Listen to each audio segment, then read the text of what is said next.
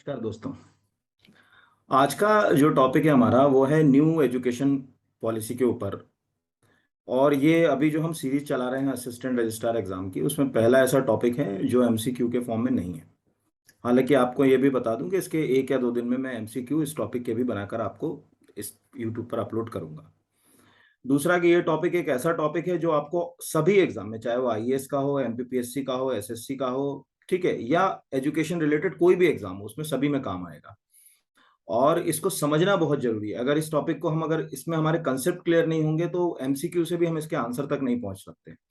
तो समझने की कोशिश करते हैं कि एक्चुअल क्या है न्यू एजुकेशन पॉलिसी, क्या इसके ऑब्जेक्ट्स रहे, आज न्यू एजुकेशन पॉलिसी से हम कहाँ पहुंच चुके हैं। इन सब विषयों के ऊपर आज हम इसमें चर्चा करेंगे।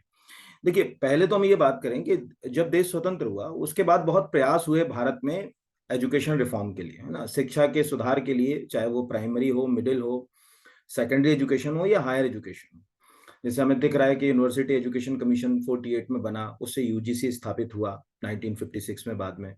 ये टॉपिक आज हम डिस्कशन नहीं कर रहे हैं कि सेकेंडरी एजुकेशन कमीशन कब बना या कोठारी कमीशन कब बना या 1986 की जो एजुकेशन पॉलिसी थी, यशपाल कमेटी जो थी, ये कभी हम अलग से बात करेंगे उसके ऊपर। आज हमारा टॉपिक है कि 2020 में हमको क्यों न्यू एजुकेशन पॉलिसी की जरूरत पड़ी। तो चलिए शुरू करते हैं। देखिए, सबसे पहले तो ये है ना कि आखिर ये एजुकेशन पॉलिसी की जरूरत क्यों पड़ी और अचानक ही 2000 जो है वो 20 में ये एजुकेशन पॉलिसी कैसे बनी। क्या इसकी कोई फ्रेम है? तो हाँ, ऐसा नहीं है कि जैसे कई बार एक प्रश्न उठता है कि सरकार ने जो है वो पुरानी एजुकेशन पॉलिसी तो ठीक थी, उनको इतना जरूरत नहीं थी, लेकिन नहीं, वैश्विक स्तर पर बहुत सारे बदलाव हो रहे थे, उनको देखकर ये एजुकेशन पॉलिसी आई है। देखिए सामने, पहले तो यहां देखिए कि ये जो सस्टेनेबल डेवलपमेंट गोल आए 2015 में, आपको मालूम होगा कि 2015 में यूनाइटेड नेशन ने 17 सस्टेनेबल डेवलपमेंट गोल की बात करी और उसमें कहा गया कि भाई इन गोल्स को हमको 2030 तक अचीव करना है। इसी गोल में गोल नंबर 4 आपको दिख रहा होगा, इसलिए मैंने इसको अलग यहां रख दिया, क्वालिटी एजुकेशन। इस क्वालिटी एजुकेशन तक पहुंचने के लिए ही इस नई शिक्षा नीति की हमको जरूरत थी। इसके बिना हम क्वालिटी एजुकेशन की बात कर ही नहीं सकते थे। और इसको भी हमको थोड़ा अंदर समझना पड़ेगा। पहले तो देखिए, जो न्यू एजुकेशन पॉलिसी का आपने कहीं भी अगर इसकी फाइल देखी होगी ऑफिशियल वेबसाइट पर, तो उसी का एक अंश मैंने इसमें क्रॉप करके लगाया है यहाँ पर। और वो ये कहता है कि भारत द्वारा 2015 में अपनाए गए सतत विकास एजेंडा 2030 के लक्ष्य 4, यानी सस्टेनेबल डेवलपमेंट गोल 4 में जो बात की गई है शिक्षा विकास एजेंडा की, कि सभी के लिए समावेशी, समान, गुणवत्तापूर्ण शिक्षा सुनिश्चित करना, जीवन पर्यंत शिक्षा के अवसर को बढ़ावा दिए जाने के लक्ष्य को आधार बनाकर ही एजुकेशन पॉलिसी बनाएगी। ये जो लाइन लिखी है ये हमारी एजुकेशन पॉलिसी की है। यानी इसमें ग्राउंड किसको बनाया गया? वो सस्टेनेबल डेवलपमेंट रिपोर्ट को, और उस सस्टेनेबल डेवलपमेंट रिपोर्ट के गोल नंबर 4 को। तो पहला तो यही प्रश्न आपके लिए तैयार हो गया किसी भी एग्जाम के लिए कि भाई जो एजुकेशन आज हम दे रहे हैं, या जिस गुणवत्तापूर्ण शिक्षा की हम बात कर रहे हैं, या हम जो कह रहे हैं कि भाई आप शिक्षा, आप जीवन पर्यंत हमको शिक्षा से जुड़े रहना चाहिए, लगातार अपने आप को अपडेट करना चाहिए, ये कहां से लिया? तो ये सतत विकास लक्ष्य के गोल 4 से लिया। अब नई एक बात निकल कर आती है, क्या वो केवल गोल जो सतत विकास का लक्ष्य है, ये जो ऊपर 17 गोल दिख रहे हैं, क्या गोल 4 केवल क्वालिटी एजुकेशन की बात कर रहा है कि कुछ और भी बात कर रहा है? तो इसके लिए हमको इसी सस्टेनेबल डेवलपमेंट की ऑफिशियल वेबसाइट पर जाना पड़ेगा। अगर हम उस ऑफिशियल वेबसाइट्स के गोल के अप्रोच को समझें तो आप एक सेकंड में समझ जाओगे कि हाँ यार, वास्तव में जो इस गोल के अप्रोच में लिखा हुआ है वही तो हमने एजुकेशन पॉलिसी में अपना लिया, कुछ नया तो करा ही नहीं हमने।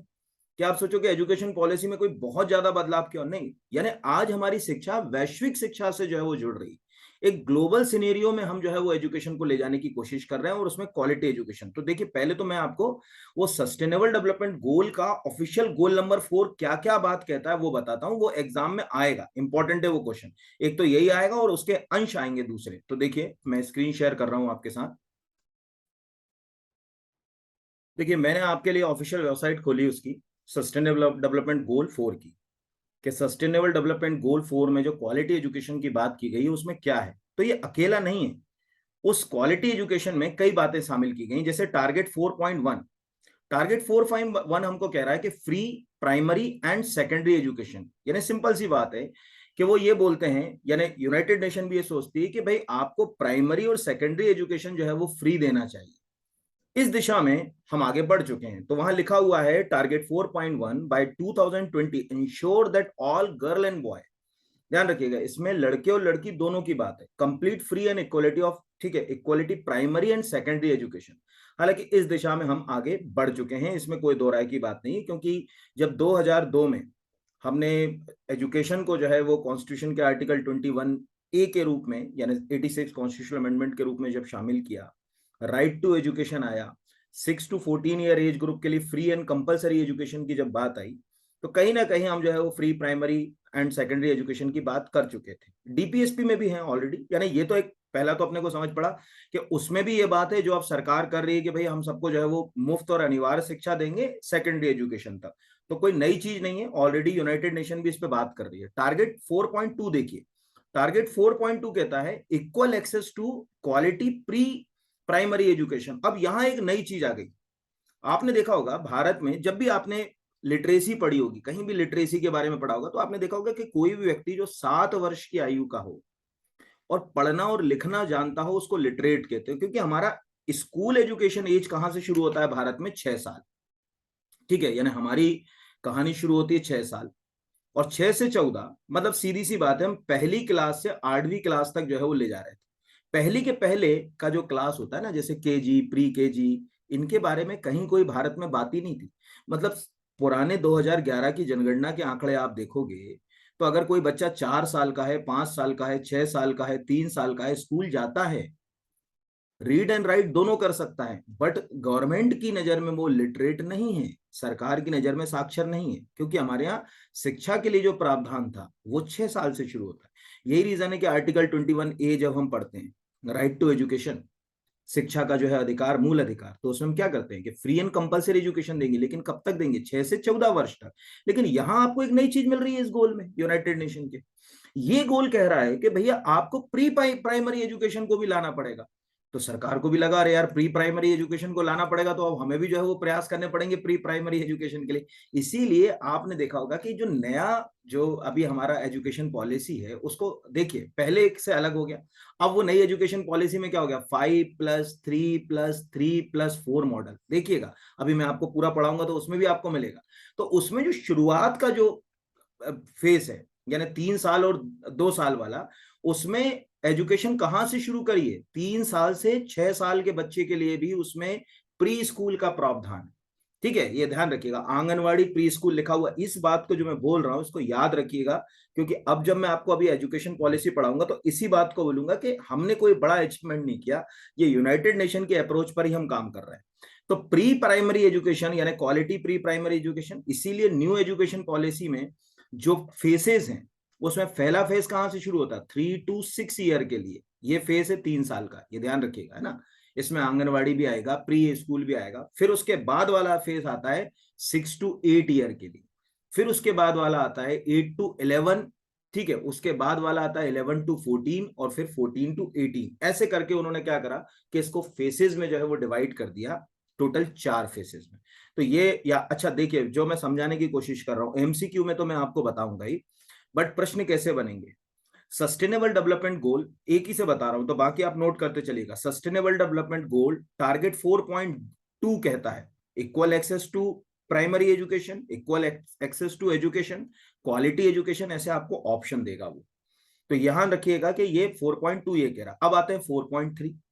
4.3 भी बिल्कुल जो हमारे नई एजुकेशन पॉलिसी हुआ है, equal access to affordable technical vocational and higher education. सोचो अभी नई शिक्षा नीति में कौशलगत शिक्षा की बात करी कि नहीं? थोड़ा बहुत अगर आपने एजुकेशन पढ़ा हो तो मूल जो हमारी शिक्षा होती है उसके साथ जो हमको कोर्सेज चलाए जाते हैं, जैसे कोई लड़की मेहंदी का बनाना सीख ले, ब्यूटी पार्लर का कोर्स सीख ले, कोई आईटीआई कर ले, ठीक है, कोई वेल्डिंग सीख ले, कोई मोबाइल सुधारना सीख ले, ये जो कोर्स होते हैं ये सब वोकेशनल ट्रेनिंग में आते हैं ना। इसके लिए बकायदा पूरा डिपार्टमेंट काम करता है, एनसीवीटी। कभी आप इंटरनेट पे जाइएगा, टाइप करिएगा एनसीवीटी, तो ये एनसीवीटी है ना, ये ध्यान रखिएगा, वोकेशनल ट्रेनिंग कंडक्ट कराता है।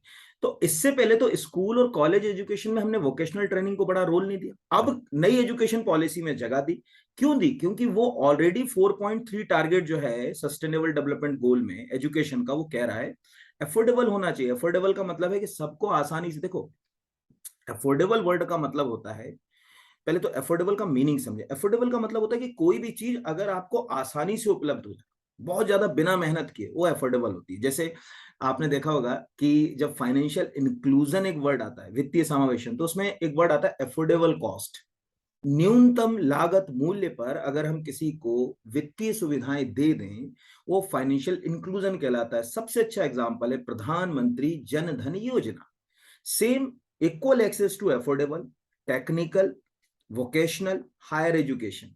क्या हमारे न्यू, अभी देखो यार, जितने भी लोग इसको सुन रहे हैं ना कहीं बहुत सारे यूट्यूब पे चैनल पे आपने जो है वो न्यू एजुकेशन पॉलिसी पढ़ रखी होगी, मुझे ये मालूम है। लेकिन क्या कभी आपने इसको सस्टेनेबल डेवलपमेंट गोल से कनेक्ट करा? अगर नहीं करा तो आप देखिए कि हाँ, वहां लिखा हुआ है कि साहब वोकेशनल ट्रेनिंग देंगे, हायर एजुकेशन से जोड़ेंगे, टेक्निकल एजुकेशन देंगे यहां पर। तो इससे थोड़ा सा जो है वो आर्थिक रूप से भी सुधार आएगा। तो ये 4.3 टारगेट अपने को याद रखना है। 4.4 क्या कहता है? इंक्रीज द नंबर ऑफ जगह people with relevant skill for the financial success. या शिक्षा ऐसी, अब शिक्षा ले ली हमने साहब, अब साला नौकरी नहीं मिल रही हमको। सोचिए यार, शिक्षा तो वो है कि हम आर्थिक रूप से भी अपने आप को सुदृढ़ कर सके, राष्ट्र को सुदृढ़ कर सके, है ना, खुद को तो बेहतर बनाएं, राष्ट्र को भी बेहतर बनाएं। इसलिए आपने देखा होगा कि जब भी बड़े हायर एजुकेशन के शैक्षणिक संस्थानों को ऐड करते हुए देखा, वो क्या बोलते हैं कि हमारे यहाँ से जो है वो 10 लाख का पैकेज, 20 लाख का पैकेज, 1 करोड़ का पैकेज। वो यही ऐड कर रहे हैं ना कि भाई हमने जो बच्चे को पढ़ाया वो आर्थिक रूप से उसको इतना सक्षम बना दिया कि कोई भी उसको लेने के लिए तैयार है। तो यहाँ ये जो गोल है 4.4, ये कह रहा है कि भाई हमको इंक्रीज द नंबर, यानी ऐसे लोगों की संख्या बढ़ाना है जो अपनी स्किल से अपना फाइनेंशियल सक्सेस ला सके। ये ध्यान रखिएगा, ये मैं पूरा पूरा तो नहीं बता रहा हूं, लेकिन आप खुद भी सस्टेनेबल डेवलपमेंट गोल एजुकेशन ORG टाइप करिएगा, उस पर आपको ये गोल मिल जाएंगे, आप घर पे खुद भी तैयार कर सकते हैं। हाँ, प्री के टिक लगाने के मैं आपको बता रहा हूँ कि 4.4 में क्या है, 4.5 में क्या है। अब 4.5, ठीक है, अब 4.5 बहुत अच्छा है, ठीक है। Eliminate the all discrimination in education. यार भारत में डिस्क्रिमिनेशन तो शुरू से रहा, अब धीरे धीरे कम हो रहा है। इसीलिए जब हमारा संविधान बना तो संविधान निर्माताओं ने आर्टिकल 15 में 5 बातें लिख गए कि आप सोचो, इनमें से वो 5 बातें हैं, सेक्स, लिंग के आधार पर हम डिस्क्रिमिनेशन नहीं करेंगे, रेस, वंशवाद के आधार पर हम डिस्क्रिमिनेशन नहीं करेंगे, रिलीजन, ठीक है, जन्म स्थान के आधार पर हम डिस्क्रिमिनेशन नहीं करेंगे, प्लेस ऑफ बर्थ, ठीक है, के आधार पर डिस्क्रिमिनेशन नहीं करेंगे। हमारे फंडामेंटल राइट में है, आर्टिकल 15 पढ़िए, ठीक है, यहाँ पर उसमें विवेद का अंत कर रहे हैं हम, 5 ग्राउंड हैं जिन पे नहीं। तो यहाँ वही तो कह रहा है वो कि 4.5 में वो कह रहा है कि डिस्क्रिमिनेशन इन एजुकेशन, मतलब हम किसी भी तरीके से किसी भाषा के आधार पर, रंग के आधार पर, लिंग के आधार पर, आयु, वंशवाद, ठीक है, या अदर किसी अप्रोच के आधार पर दो लोगों में विभेद ना करें। इस नई एजुकेशन पॉलिसी में सबसे बड़ी जो है वो अगर कहा जाए खासियत ये, इसमें डिसेबल्ड पर्सन जो होते हैं, ठीक है, दिव्यांग लोग, उनके लिए भी विशेष प्रावधान किए गए। अगर आप 2020 की नई एजुकेशन पॉलिसी देखो, बहुत ही बढ़िया, सभी वर्ग को जो है वो अगर कहा जाए कि समान रूप से शिक्षा में आगे लाने का प्रयास किया गया। तो ये हम नहीं कर रहे अकेले, ये पूरी दुनिया में, यानी ये ग्लोबल एजुकेशन के सिनेरियो में बात हो रही ना, सस्टेनेबल डेवलपमेंट गोल। तो 4.5 ये याद रखना है। फिर 4.6, ठीक है, यूनिवर्सल लिटरेसी एंड न्यूमरेसी। यहां पर ये भी हमने हमारी एजुकेशन पॉलिसी में जो है वो रखा, हम ज्यादा से ज्यादा नंबर ऑफ जो है वो अगर कहा जाए स्टूडेंट्स को एनरोल करें, ज्यादा से ज्यादा। इसीलिए आप अभी अभी जो भारत का नया एजुकेशन पॉलिसी पढ़े तो उसमें जो है GER का जो रखा गया, जिसको ग्रॉस एनरोलमेंट रेशो कहा जाता है, GER बोलते हैं उसको, ग्रॉस एनरोलमेंट रेशो। हमारी पॉलिसी में वो ये है, हमने इसी ये लक्ष्य कब तक के 2000, हमने भी कहा साहब हम GER 100% कर देंगे प्राइमरी एजुकेशन में, ये ध्यान रखिएगा, प्राइमरी और सेकेंडरी में 2030 तक। यानी हर 100 बच्चे में से 100 बच्चा स्कूल में एनरोल कराएंगे प्राइमरी और सेकेंडरी में, बट 2030 तक। अभी एकदम से तो पॉसिबल नहीं है यहाँ पर, ठीक है, ये ध्यान रखिएगा। उसके लिए हम जो है वो अगर कहा जाए कि ओपन स्कूलिंग सिस्टम को भी बेहतर करेंगे। तो यहाँ पर जो 4.6 है ये भी यही बात कर रहा है। फिर 4.7 पर जाते हैं, तो education for sustainable development and global citizenship. इसका मतलब क्या है? सतत विकास के लिए एनवायरमेंट को भी लेके चलना पड़ेगा। तो शिक्षा को ऐसा करना है कि वो सतत विकास, यानी आज तो हर जगह सतत विकास शब्द आता है, और जिनको ना मालूम हो सतत विकास, तो एक रफ परिभाषा में सतत विकास की आपको एक लाइन में दे देता हूं। वर्तमान संसाधनों का आप ऐसे प्रयोग करें कि भविष्य में भी उनका उपयोग कर सकें। यानी पेट्रोल से गाड़ी चला रहे हो तो कम से कम लाल बत्ती पर उसको बंद कर दो, पेट्रोल बचाओ तो आने वाली पीढ़ियों को वो दे पाएंगे, यही सस्टेनेबल डेवलपमेंट है। यानी संसाधनों का इस तरह से दोहन करना कि वर्तमान के साथ वो भविष्य की पीढ़ियों को भी काम आ जाए, ये सतत विकास कहलाता है, जो हमारे पूर्वज करते थे। ठीक है, वो पूर्वज करते थे, अगर एक पेड़ काटते थे तो चार लगाते थे। आज हम चार काटते हैं तो एक भी नहीं लगा पाते, ये हाल है हमारे। तो ये एक बेसिक अगर कहा जाए 4.7 याद रखिएगा कि आपको ये ऐसे ही आएगा प्रश्न कि किस में जो है वो लिखा हुआ है sustainable develop education for sustainable development 4.2 4.5 4.6 4.7, तो ये 4.7। इसके अलावा यानी टोटल अब आप देखिए समझिए, सस्टेनेबल डेवलपमेंट गोल एसडीजी 2030 के लिए जो टारगेट है, उसमें 4 नंबर का गोल एजुकेशन है। उसमें 4 नंबर के गोल को कितने हिस्सों में डिवाइड कर दिया गया? 7 हिस्सों में डिवाइड कर दिया गया। आप बार बार इसको अच्छे से याद कर लीजिएगा, मुझे विश्वास है कि एक आध क्वेश्चन इससे आएगा किसी ना किसी तरीके से। फिर हमने कुछ टारगेट रखे, टारगेट 4A। टारगेट 4A कहता है कि ठीक है, बिल्ड द अपग्रेड द, ठीक है, इंक्लूसिव एंड सेफ स्कूल, स्कूलों को बहुत अच्छा करें। तभी आपने देखा होगा एक 16 अगस्त के या 19 अगस्त के पेपर में मनीष सिसोदिया जी का एक फोटो आया है न्यूयॉर्क टाइम्स में, और उसमें बताया गया कि उन्होंने वहां के स्कूलों को अपग्रेड किया है, और पहले जो स्कूल टीन के होते थे, ऐसा एक रिपोर्ट आई है पूरी। तो कहीं ना कहीं ये रिपोर्ट ये कह ही रही है कि हमको स्कूलिंग जो है उसको सेफ बनाना है। तो ये 4.4A में है। इसी तरह 4B जो है, उसमें सीधी सी बात है अगर कहा जाए कि जो है वो स्कॉलरशिप की बात की गई। तो आप हमारी जो न्यू एजुकेशन पॉलिसी देखिएगा, मैं अभी आपको बस इसके बाद वही पढ़ा रहा हूँ, उसमें भी स्कॉलरशिप की बात जो है वो बात की गई। 4C जो बात की गई वो भी हमारी न्यू एजुकेशन पॉलिसी में क्या है? Increase the supply of qualified teachers, ये भी हमारी न्यू एजुकेशन पॉलिसी। ये जितना मैं बोल रहा हूँ ना, कॉपी में नोट करके रखना आप साथ में इसको अभी रोक रोक के, और जब वो पॉलिसी शुरू करूं आपको लगेगा अरे यार ये वाली बात तो वहां भी लिखी हुई है कि आपको क्वालिफाइड टीचर चाहिए ना, बीएड एमएड, इसकी डिग्रियों को और बेहतर करें हम, जैसे पढ़ाने की जो है वो गुणवत्ता सुधरे, बच्चे को क्या ज्ञान दिया जा रहा है वो उस तक पहुंच पा रहा है या नहीं पहुंच पा रहा। तो ये 4C यहाँ पर जिसमें क्वालिफाइड टीचर्स की जो है वो बात है डेवलपिंग कंट्रीज के लिए। और डेवलप कंट्रीज में तो देखो स्थिति बहुत अच्छी है, अमेरिका ब्रिटेन फ्रांस, इनमें स्थिति अच्छी है। विकासशील देशों में जिसमें हम भी आते हैं, उसमें स्थिति जो है वो क्वालिफाइड टीचर, अच्छे क्वालिफाइड टीचर चाहिए उसके लिए। और इसीलिए जो है वो आप ये एग्जाम की तैयारी कर रहे हैं, ध्यान रखिए जितने भी, कि कम से कम आप जब कल सिस्टम में आए तो आप इन अप्रोच को सिस्टम तक ले जा सकें। ठीक है, तो अब हमें समझ पड़ गया कि टोटल, ध्यान से देखिएगा, अब ये हो गया एक टॉपिक पूरा कंप्लीट आपका एक ग्लोबल सिनेरियो में हो गया कि सस्टेनेबल डेवलपमेंट 4 क्वालिटी एजुकेशन का है। इसमें क्वालिटी एजुकेशन के लिए 7 तरह के पैरामीटर्स बताए गए हैं जिनको 4.1 टू 4.7 रखा गया है। प्लस इसमें 3 अलग अलग टारगेट्स रखे गए हैं, टारगेट 4A, टारगेट 4B और टारगेट 4C। इसमें स्टूडेंट, स्कूल और क्वालिफाइड टीचर्स के लिए टारगेट्स रखे गए। और आखिरी जाते जाते बता दे रहा हूं यहां पर, ये 5, ये यूपीपीएससी में आ चुका है क्वेश्चन है इस तरह का, 5 other sustainable development goal direct reference to education. ध्यान रखिएगा, और भी कुछ गोल हैं जैसे sustainable development goal 3 health and well beginning, ये भी एजुकेशन से जुड़ा। अच्छा स्वास्थ्य नहीं होगा हमारा तो क्या हम स्कूल जा पाएंगे? बच्चा बार बार बीमार पड़ेगा।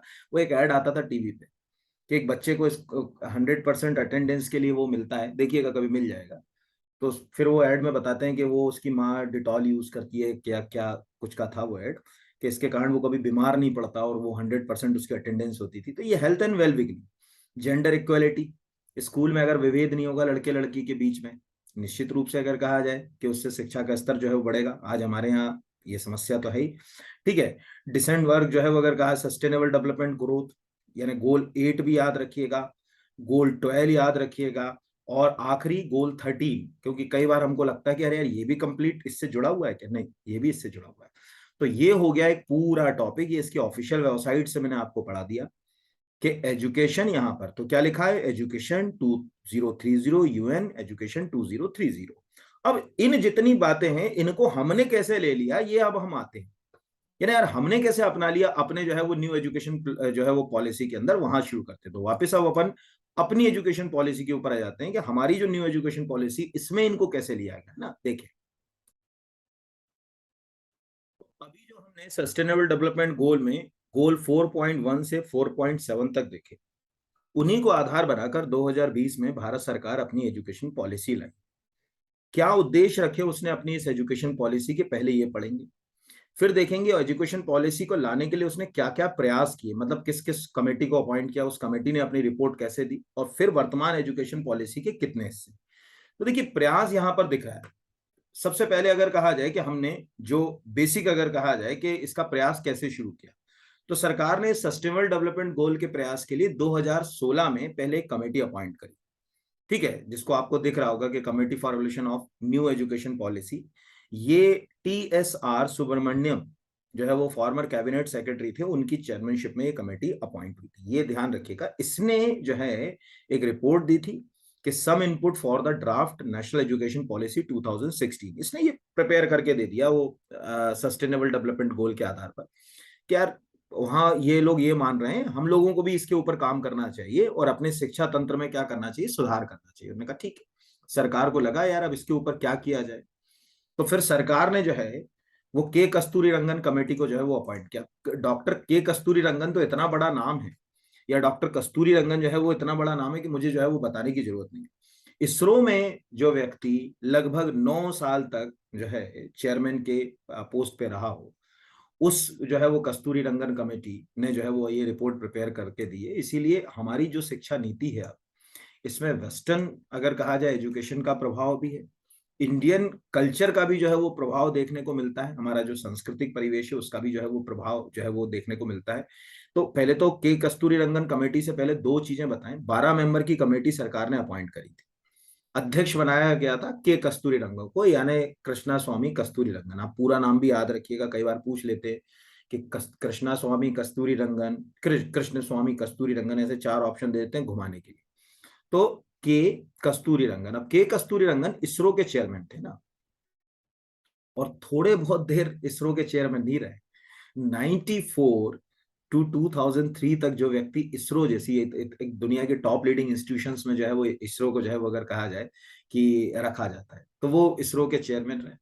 उनको सरकार, अच्छा सरकार ने ऐसे मन से अपॉइंट नहीं किया, ये भी याद रखिए। एक्चुअल क्या हुआ था कि एक इसके पहले जो है कर्नाटक ने अपने यहाँ शिक्षा में सुधार के लिए कमीशन अपॉइंट किया था, जिसका नाम था कर्नाटक नॉलेज कमीशन।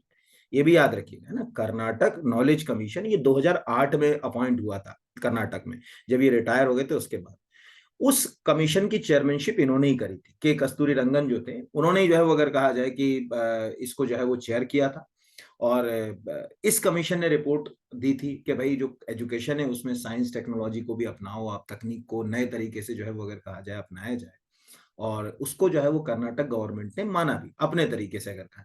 तो फिर सरकार को लगा कि यार इससे अच्छा तो नाम कोई हो नहीं सकता, तो जो ऑलरेडी एजुकेशन के ऊपर एक पहले ही जो है वो काम कर चुके हैं, तो उन्हीं को जो है वो क्यों ना इसका जो है वो दायित्व जो है वो दिया जाए। तो फिर जो है वो एजुकेशन के लिए सरकार ने ये कमीशन जो है वो अपॉइंट किया। अब ये कमीशन अपॉइंट हुआ, तो इस कमीशन ने स्टडी करी उन सस्टेनेबल डेवलपमेंट गोल की, और उन गोल के आधार पर अपनी रिपोर्ट जो है वो सरकार को पेश की। तो ये देखिए, ये आपको दिख रहा होगा यहाँ पर ये रिपोर्ट पेश करने का और डेट, ये खुद ऑफिशियल वेबसाइट डाली है मैंने, 31 मई 2019 को इन्होंने अपनी रिपोर्ट पेश करी, मिनिस्ट्री ऑफ एचआरडी, तब मिनिस्ट्री ऑफ एचआरडी थी।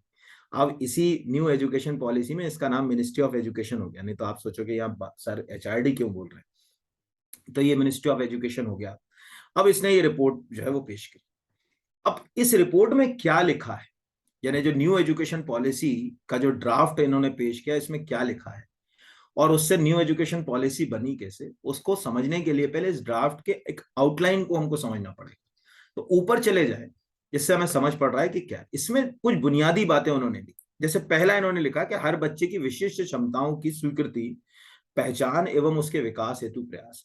साफ है कि जो हर बच्चा होता है उसके अंदर अलग अलग तरह की क्वालिटीज होती है, ठीक है। किसी को जो है वो आर्ट बहुत अच्छा लगता है, जैसे आपने देखा ना, कोई बहुत अच्छा गायक बन सकता है, तो कोई बहुत अच्छा क्रिकेटर बन सकता है, तो कोई बहुत अच्छा वैज्ञानिक बन सकता है। इससे साफ है कि हर एक के अंदर कुछ विशेष भगवान ने जो है वो गुण जो है वो देके भेजा, तो हमें उनको जो है वो बाहर निकालना, उसकी क्षमताओं को जो है वो बाहर निकालना, उनके ऊपर जो है वो ध्यान देना चाहिए।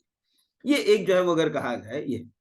दूसरा है बुनियादी साक्षरता और संख्या ज्ञान को सर्वाधिक प्राथमिकता देना। इसका मतलब क्या है यहां पर अगर कहा जाए, बुनियादी साक्षरता का यहां पर अगर कहा जाए कि जो शुरुआत के जो फर्स्ट सेकंड थर्ड तक की जो क्लास है, 1 से 3 तक की, यानी जिसमें कक्षा 3 तक की जो साक्षरता है, उसमें हमको उसके मूलभूत कौशल को जो है वो सिखाना है। क्यों सिखाना है आखिर, तो इसमें भी एक वैज्ञानिक तरीका है जो इसी रिपोर्ट में लिखा हुआ है कि कोई जब बच्चा जन्म लेता है तो 6 वर्ष की जो उसकी आयु होती है तब तक उसका ब्रेन 85% तक डेवलप हो चुका होता है।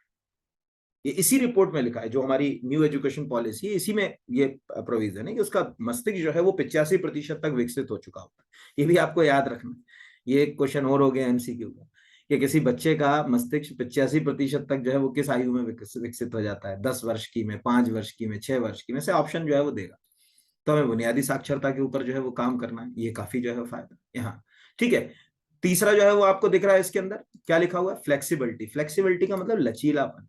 यार वो तय करे ना कौन सा जो है वो करिकुलम कार्यक्रम उसको लेना है, बच्चा तय करे ना, उसकी प्रतिभा उसकी रुचि के अनुसार फ्लेक्सिबल बनाओ, स्ट्रिक्ट नहीं बनाओ। घर वाले ने कह दिया नहीं तेरे को डॉक्टर ही बनना है, तेरे को इंजीनियर ही बनना है, आईएएस में ही जाना है। अरे अब वो डॉक्टर जो है, बच्चा जो है वो बहुत अच्छा सिंगर बन सकता है, लता मंगेशकर बन सकती है। लता मंगेशकर ने भी शुरुआत में फिल्मों में एज ए एक्ट्रेस काम की। चलो और थोड़ा एग्जाम्पल दूसरा दे देते हैं, हमारे ही मध्य प्रदेश से ले लेते हैं, जो है किशोर कुमार की बात। किशोर कुमार फिल्मों में एक्टर भी रहे, लेकिन पहचान कभी एक्टर के रूप में कभी सुनी तुमने आजकल? किशोर दा के गाने ही सुनते हो ना, तो सीधी सी बात है कि उनमें एक्टिंग से ज्यादा जो है वो सिंगिंग के गुण रहे। तो लचीलापन का मतलब है कि जो सिखा रहे हो आप वो उसकी प्रतिभा और रुचि के अनुसार सिखाओ। तो उसमें लिखा ही हुआ है, सरकार ने जो ड्राफ्ट है या जो नई एजुकेशन पॉलिसी है उसमें बड़े अक्षर में लिखा हुआ है कि प्रतिभा और रुचि के अनुसार उसको अपना जीवन जो है का रास्ता चुनने का मौका दो, उसमें फ्लेक्सिबिलिटी लाओ। तो कम से कम जो है वो अगर कहा जाए कि वो बेहतर तरीके से काम करेगा। यहाँ अगला जो है वो कोई स्पष्ट अलगाव ना हो, हार्ड सेपरेशन। अब स्पष्ट अलगाव का मतलब क्या? अभी तक जो हमारे पाठ्यक्रम थे आपने देखा होगा, कला और विज्ञान यानी आर्ट और साइंस के बीच में बहुत बड़ा गैप था। आर्ट वाला साइंस को नहीं समझता था, साइंस वाला आर्ट को नहीं समझता था। जैसे कॉमर्स वाले से फिजिक्स की एक थ्योरी पूछ ली जाए तो उसको ना समझ पड़ती, और फिजिक्स वाले से कहा जाए कि फलाना बैटल कब हुआ तो उसको ना समझ। इस अलगाव को खत्म करना पड़ेगा, ये दूरी को खत्म करना पड़ेगा, नहीं तो शिक्षा जो है वो, क्योंकि आप तो फिर रट रहे हो ना, आप सोसाइटी को समझ कहाँ रहे हो। सभी चीजों की जरूरत पड़ेगी। सोचो ना, जब आप सिविल सर्विस की तैयारी करते हो, यूपीएससी पीएससी की तैयारी करते हो, एसएससी या किसी क्लर्क लेवल के एग्जाम की भी हम तैयारी करते हैं, उसमें हमको सब सब्जेक्ट पढ़ना पड़ते हैं ना, हिस्ट्री, ज्योग्राफी, पॉलिटी, इकोनॉमिक्स, सब। यानी उस अलगाव को हम वहां खत्म करते हैं, तो यार कॉलेज स्कूल में क्यों ना खत्म कर दें उस अलगाव को। तो ये भी एक जो है वो यहाँ पर है। फिर अगला उसमें ये भी लिखा हुआ है कि सभी ज्ञान की एकता अखंडता को सुनिश्चित करने के लिए एक विषय दुनिया के लिए विज्ञान, सामाजिक विज्ञान, कला, मानवीय, यानी इन सबको एक साथ लेकर चले। अगर ये सब एक साथ लेकर चलेंगे तो निश्चित रूप से एक बहुत अच्छा वर्ड आएगा इनसे जो नीचे लिखा है, अवधारणा समझ पर जोर। अवधारणा समझ पर जोर है कि इससे जो अभी तक हमारी शिक्षा पद्धति के अंदर जो अवधारणा, ये वर्ड को याद रखिएगा कि कोई पूछे नई शिक्षा पद्धति का मूल आधार क्या है, तो अवधारणा समझ। अभी तक क्या था? अभी तक था रटंत पद्धति बोलते हैं उसको, याद रखिएगा, है ना। अभी तक हम लोग रट रहे, किसी को कुछ कंसेप्ट तो क्लियर है नहीं, रट रहे। यानी क्या है वो रटने वाली बात हो गई। ये बिल्कुल वैसे ही है कि रटने का मतलब यहाँ पर यह है कि अब चलिए आगे बताऊंगा उसको अभी, क्योंकि उसमें फिर मुझे कहानी सुनाना पड़ेगी, तो इतना तो समय रहता नहीं है कि मैं आपको स्टोरी सुना पाऊँ यहाँ। बुनियादी बात है कि अब तक जो भी हमने पढ़ा, कॉलेज पढ़ा, जैसे हम मध्य प्रदेश की बात करते हैं तो बीएनबी, 20 क्वेश्चन, युगबोध, शिवानी, इन गाइडों से हम कॉलेज निकाल लेते हैं। क्या व्यवहारिक पक्ष में हमारा ज्ञान उस स्तर तक होता है कि हम सोसाइटी को उसको दे सके या उस तक अपनी अप्रोच पहुंचा सकें, उस रचनात्मकता को ला सकें? प्राचीन काल में जरूर होता था, देखा होगा कि जो गुरुकुल हुआ करते थे वहां पर ये सब चीजें सिखाई जाती थी यहाँ पर। अब वो अवधारणा, तो अवधारणा समझ पर जो है वो आप उसको समझें, रटन पद्धति को खत्म करना। तो ये एक और क्वेश्चन है एमसीक्यू का, जिन पे मैं एमसीक्यू लिख रहा हूँ वो एमसीक्यू में भी आ सकते हैं। जब अवधारणा समझ आएगी तो सीधी सी बात है आपकी अंडरस्टैंडिंग बनेगी, तो आप क्रिएटिविटी की ओर जाओगे, आपके अंदर रचनात्मकता आएगी, क्रिटिकल थिंकिंग होगी आपके अंदर यहाँ पर, जिससे इनोवेशन आएगा, है ना। ये ध्यान रखिएगा, अगर हमारे अंदर रचनात्मकता और तार्किक सोच आएगी तो किसको जन्म देगी? नवाचार को। ये ध्यान रखिएगा, बहुत अच्छा वर्ड है ये भी है। क्या नई शिक्षा पद्धति में नवाचार है? बिल्कुल है, इनोवेशन की बात करता है वो, नवाचार को प्रोत्साहित करती है नई शिक्षा नीति। कि आप हमेशा जो है वो इनोवेशन के ऊपर काम जो है वो करें, और हम लगातार इनोवेशन पे जा रहे हैं। यही रीजन है कि एआई का इस्तेमाल नई शिक्षा पद्धति में है, प्लस अभी मैं आपको इस साल का 2022-23 का लास्ट जब ये आर्टिकल खत्म होगा, पूरा सुनिएगा ये आप, ये मतलब एग्जाम के पॉइंट ऑफ व्यू से तो है, आने वाले आपको 5-10 साल के लिए शिक्षा पद्धति से जुड़े मुद्दों के लिए भी काम आएगा। अभी एआई के ऊपर हमने नया चैनल शुरू किया, 2022-23 के बजट में हमने आर्टिफिशियल इंटेलिजेंस इनोवेशन के ऊपर फंड करा। पहली बार बजट में 1 लाख करोड़ से ज्यादा का फंडिंग गया है एजुकेशन के ऊपर भारत के इतिहास में। ठीक है, ये ध्यान रखिए। दूसरा, कहीं ना कहीं जो है वो नैतिक, मानवीय और संवैधानिक मूल्य, एथिकल, ह्यूमन और कॉन्स्टिट्यूशनल वैल्यू, कहीं ना कहीं हमारे नैतिक मूल्य तो उनका तो पतन हो गया। पहले देखो ना, पहले के समय में जैसे पंचतंत्र की कहानी बच्चों को स्कूल्स में चलती भी थी और उनको नैतिकता मिलती थी। उसके दो कारण थे। पहले तो फैमिली जो है वो न्यूक्लियस नहीं होती थी, एकल फैमिली नहीं होती थी, माता पिता दादा दादी सब साथ में रहते थे, तो बच्चे के अंदर नैतिक मूल्य थे। अब माता पिता दोनों बेचारे जो है वो जॉब में, बच्चे में नैतिक मूल्य कैसे होंगे? और नैतिक मूल्य का पतन, आप कुछ मत करो, आज का पेपर पढ़ लो, कोई दिन का पेपर ऐसा नहीं जिसमें अपराध से जुड़ी घटनाएं आपको लिखी हुई नहीं मिलती। वो सब हमारे नैतिक मूल्यों के पतन के कारण। सोसाइटी अपनी मोरल ड्यूटीज भूल चुकी है, हम अपनी मोरल ड्यूटी भूल चुके हैं। इस शिक्षा पद्धति में हम उसी नैतिक मूल्य को वापस लाना चाहते हैं, उन्हीं संवैधानिक मूल्यों को। यार हमारा संविधान, आप कुछ मत करो, संविधान में एक सिंपल सी बात लिखी है जिसको अपन फंडामेंटल ड्यूटीज बोलते हैं। लिखा है ना हमें हमारे संवैधानिक मूल्यों में, ठीक है, राष्ट्र की जो संपत्ति है उसका हमको जो है वो संरक्षण करना है, उसको नुकसान नहीं पहुंचाना। कोई ऐसा दिन जाता है पेपर में पढ़ते हो, मार धाड़ तोड़ फोड़, सरकारी संपत्ति प्रॉपर्टी को नुकसान। हम अपने संवैधानिक मूल्यों का संरक्षण भी नहीं कर पा रहे। तो नैतिक मूल्य और संवैधानिक मूल्य परक शिक्षा होगी। ये ध्यान रखना, जितने ये पॉइंट बोल रहा हूँ ये सब कॉपी में ऐसे ही लिखना, क्योंकि वो करेंगे क्या, वो देंगे नई शिक्षा नीति में इनमें से शामिल नहीं, अवधारणा समझ जो, रचनात्मकता, तार्किकता, नैतिक मानवीय संवैधानिक मूल्य, और चौथा वो कुछ और एक डाल देगा, ठीक है, पुरानी पद्धतियों को वापस अपनाना, ऐसा कुछ कर देगा। तो वहां कंसेप्ट आपका क्लियर होना चाहिए कि हाँ अब हमको नैतिकता के ऊपर काम करना है। आप खुद देखो, आप में से कोई बच्चा अगर पीएससी की तैयारी कर रहा हो, यूपीएससी की तैयारी कर रहा हो, आजकल एक फोर्थ पेपर चलने लगा आपको एथिक्स का। क्यों चला रहे? पहले तो नहीं था ना एथिक्स का, क्योंकि उनको समझ पड़ा यार उसके अंदर एथिकल वैल्यू नहीं होगी तो वो अच्छा सिविल सर्वेंट कैसे बनेगा। एथिकल वैल्यू तो लाओ उसके अंदर। लेकिन क्या 6 महीने साल भर वो 4 पेपर पढ़ के यूपीएससी पीएससी का हमारे अंदर एथिकल वैल्यू आ जाएंगे? Answer is no. Ethical value एक निरंतरता की प्रक्रिया है जो बचपन से, ठीक है, बुढ़ापे तक चलती रहती है। तो वो कैसे आएंगी? कि जब हम अपनी शिक्षा पद्धति में ही उसका समावेश कर लें। ठीक है, हमको प्राइमरी एजुकेशन से ही वो जो है वो मानवीय मूल्य, नैतिकता और संवैधानिक मूल्य समझने का मौका मिले, तो निश्चित रूप से जो है वो हम अपने देश और राष्ट्र के लिए कुछ बेहतर कर पाएंगे, इसमें दो राय की बात नहीं है यहाँ पर। तो ये भी है। फिर बहुभाषिकता। अब बहुभाषिकता का क्या मतलब है? यार हम दो भाषा को लेके चलते हैं, हिंदी और इंग्लिश। और दूसरा के संविधान में तो आपको मालूम है कि जो आर्टिकल अगर कहा जाए कि राजभाषा के बारे में बात है, शेड्यूल 8, उसमें तो 22 राजभाषा है, हर राज्य की अपनी राजभाषा है। ये भी एक समस्या देखी गई कि एक राज्य दूसरे राज्य की राजभाषा को प्रोत्साहित नहीं करना चाहता। कभी आप देखिएगा 1965 का एंटी हिंदी ऑपरेशन पड़ेगा, मिल जाएगा इंटरनेट के ऊपर, तमिलनाडु और दक्षिण भारतीय राज्य में हिंदी को बढ़ावा देने का विरोध हुआ, एंटी हिंदी जो है अगर कहा जाए बात आई। जहां तक कॉन्स्टिट्यूट असेंबली में आप मुंशी एंगर फार्मूला पढ़िए, क्यों हिंदी को जो है वो राष्ट्रभाषा नहीं बना पाया।